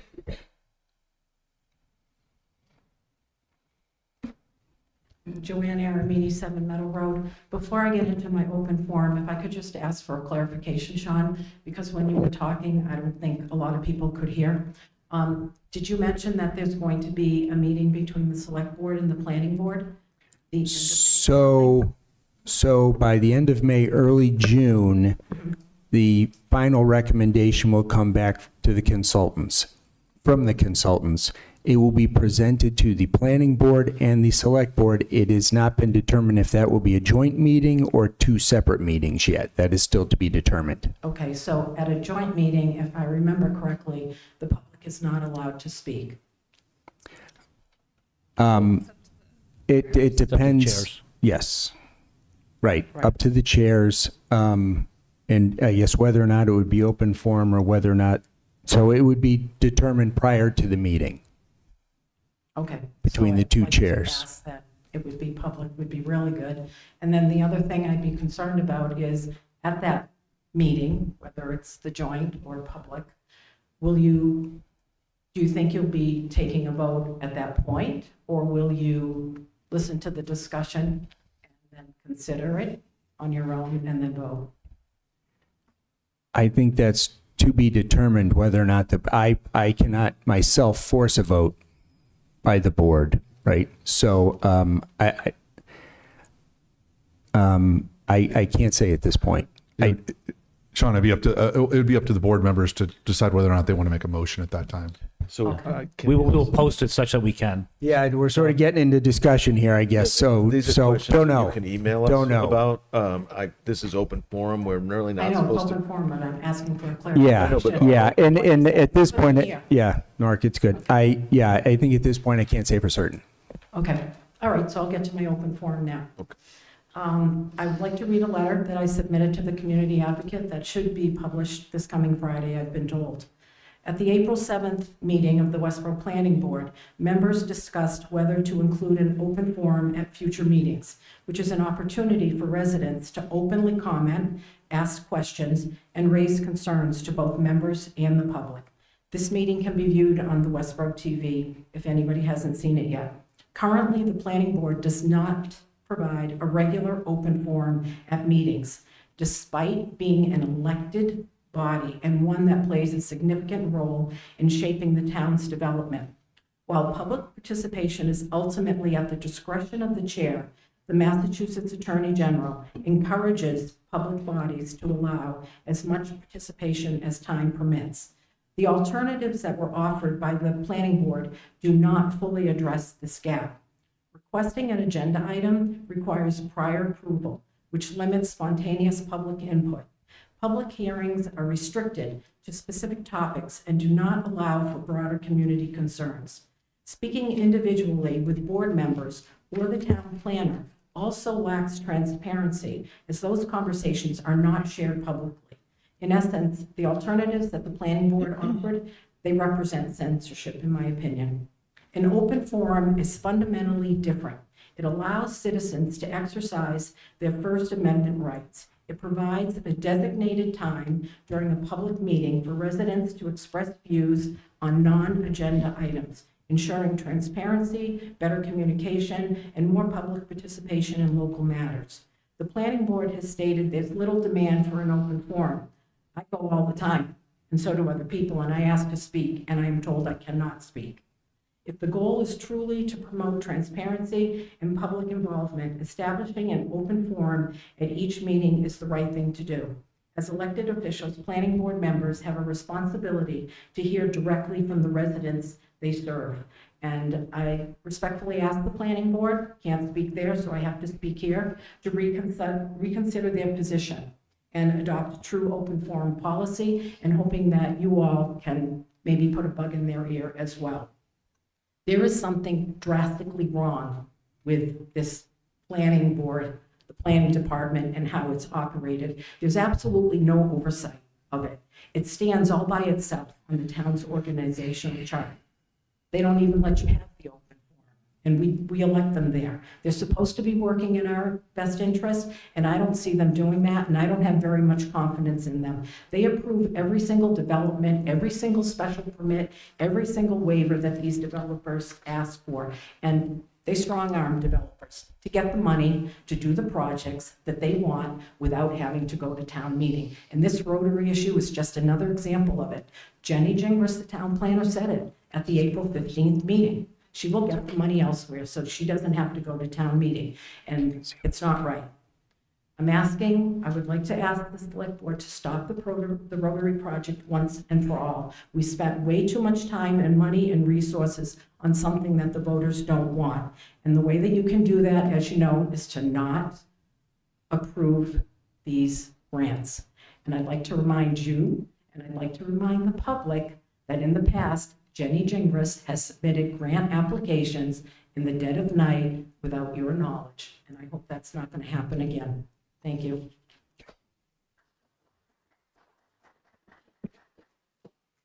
All right. Thank you. In the future, maybe if we could just refer to town employees by the role, maybe, instead of by their individual names. Thank you. Yes, sir. Good evening. Gary's Engineering, 208 Ruggles Street. I'll try to limit my comments because I think a number of these issues have been very well explained by the previous speakers. I just want to make a couple of points. And I think one of the reasons why you're hearing so much about planning at the select board meeting is that I think people are aggravated and frustrated, frankly, with the process and the procedures that have been followed.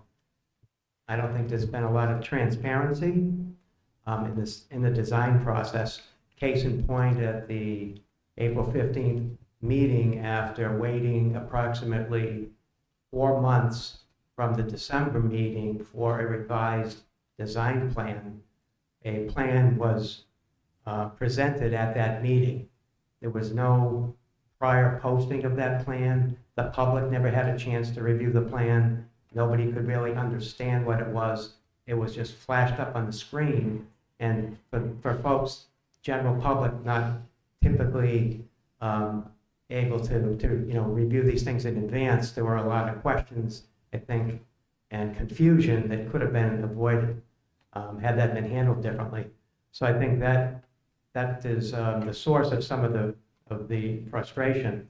On that proposed plan, a redesign of the redesigned plan, which was probably the 7th or 8th iteration of this proposal for the peanut, it still had the removal proposed of a lot of the downtown parking spaces, which I know you've heard about, we've spoken about, we've complained about on behalf of the businesses. As an example, there are 15 spaces that are planned to be removed based on that proposal from the area where the liquor store is down through Farris Flowers. Farris, the owner of Farris Flowers, is here this evening. She and other business owners there rely on those spaces that are directly in front of their businesses. It was also said at that meeting that there was a net reduction of 9 parking spaces, which doesn't sound too bad. Okay, it's only 9 spaces. Well, that's not reality, okay, because all spaces are not equal. So the spaces that are in front of businesses are those spaces that the businesses rely on for their customers. If those spaces are taken away, they don't have customers, the customers drive by, they can't park, and they go someplace else. So that destroys the town businesses, the downtown businesses, and I know you've heard that.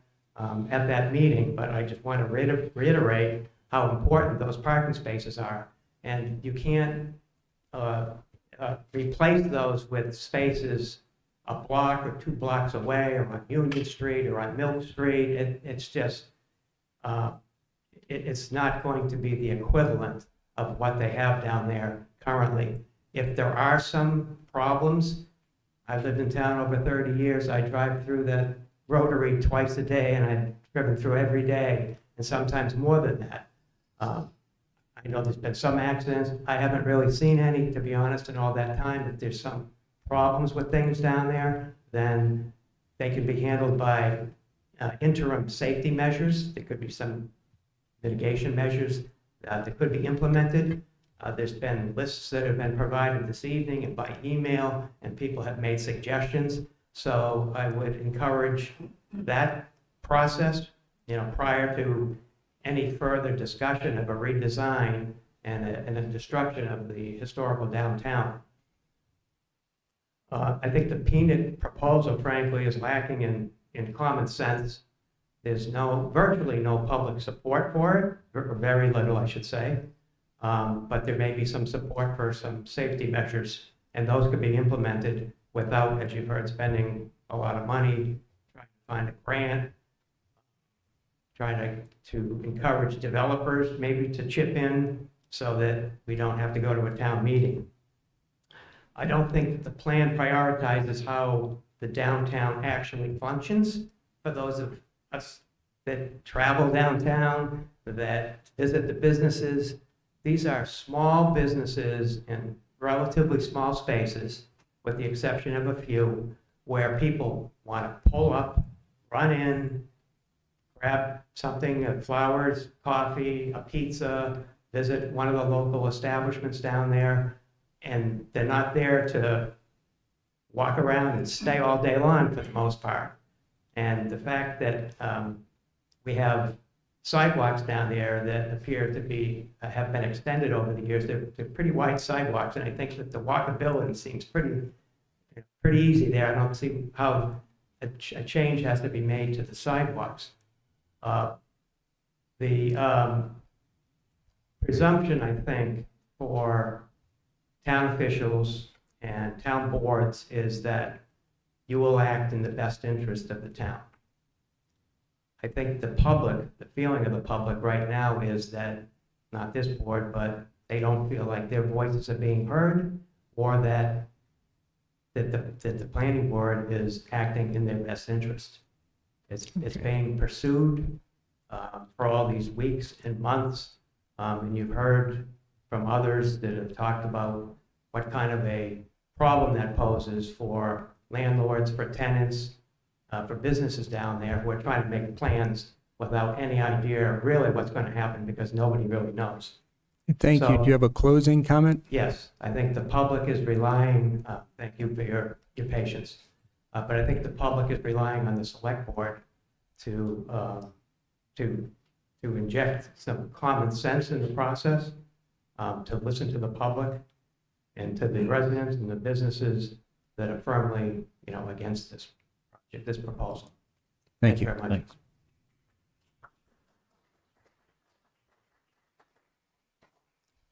Anyone else here this evening? Thank you all for coming here to speak to us, and for those who are just here to support those who spoke, thank you as well. We have heard what you've said this evening. With that, I will move to item 14 on our agenda, issues and correspondence of the Select Board. Who would like to go first? I'll go. I got one item. I will just share that on May 4th, the Senior Center will be hosting Quattro de Mayo at 12:30. Spots are limited, so you must sign up ahead of time. You can call 508-366-3000 to get to the Senior Center and sign up. Hope to see everyone there. Thank you. Do you want me to go next? We're keeping it brief, right? Oh, yeah. Nah, not brief. Sorry. Oh, Well, there's so much going on. I like to inform the town, and people thank me when I do this. So Just remind everybody, there's a wine and spirits tasting tomorrow night at Julio's to benefit the Westborough Police Foundation. Friday night. Friday night, sorry, not tomorrow night. You can go tomorrow night too, but you'll have to wait. The fishing challenge is Saturday from 9 to 1 for the Civic Club. Please go. That's an exciting and fun event for all ages. Saturday at 11, we also have the Lions Rubber Duck Derby, which is a benefit, and another fun event for all ages. Saturday at 1, you have popular music and veterans at the library. That's a free event. Saturday at 7 and Sunday at 2, you have Icons and Legends, which is the Westborough Community Chorus Show at Gibbons. And then I would be remiss if I did not mention all of the Westborough Unplugs events. I would go to Westborough Connects and get specifics on those. The bike parade on Monday, the Nurse Farm event next week. I won't go through all of those now because Sean will be mad at me. And then finally, well, not finally, but the only other event I have is the Westborough Education Foundation is celebrating Teacher Appreciation Week by growing a gratitude garden. And so you can buy a pinwheel in honor of your favorite teacher. And I think that's a worthwhile cause and a worthwhile sentiment. I would encourage you to go to the Westborough Education Foundation if you're interested. Couple side things. There's been a lot of talk online about loud explosion type noises. My understanding is that Fort Devens is running, which seems impossible that something that far away could be heard here, but Fort Devens is testing explosives, and Shrewsbury PD put out something about it, and I'm just wondering if either Westborough Fire or Westborough PD could put out something about it, if in fact that's what it is, because some people are speculating it's the Mass Turnpike construction, and I just think that would be a good thing to clarify for people. So I will wrap it up with that. Sean. All right. No, thank you. Thank you. Good update. Ian? I only have one thing, you mentioned it, but it's Friday night, just to reiterate for the Westborough Police Foundation. Hope folks can attend that, but besides that, I have nothing further. Yeah, thank you. Shelby? Yeah, coming up on May 3rd through the 9th is Westborough Unplugs. You can find out more information at westboroughconnects.org. And I have one more item, Sean, if I may. I just, not really a planned response, but this was specifically brought up during open forum, so I feel personally compelled to respond and just say that, well, I understand that there are a lot of folks that just think we as a board should just kind of just say, we're done with the peanut and move on. I think we have a responsibility to see the current process through, get those final recommendations from the consultant, as you mentioned, Sean, toward the end of May, beginning of June, and finish this process that we're currently in. And as has already been stated, no decisions have been made about anything going forward next or otherwise, including no decisions have been made about whether something would go to town meeting or not go to town meeting. So I just wanted to be on the record and very clear about that I think it's important to see through where we're at right now, but that does not mean any decisions have been made or, again, speaking for myself, that there's any leaning toward anything, and that the public, your input and your actions and your voices have been much appreciated, and I know we are all listening to them. Thank you. Okay. Thanks, Shelby. I just have one thing. Library Building Committee met last week. We had a pretty robust discussion regarding security cameras and key card access to the new library. Cameras are common in most public libraries within the state.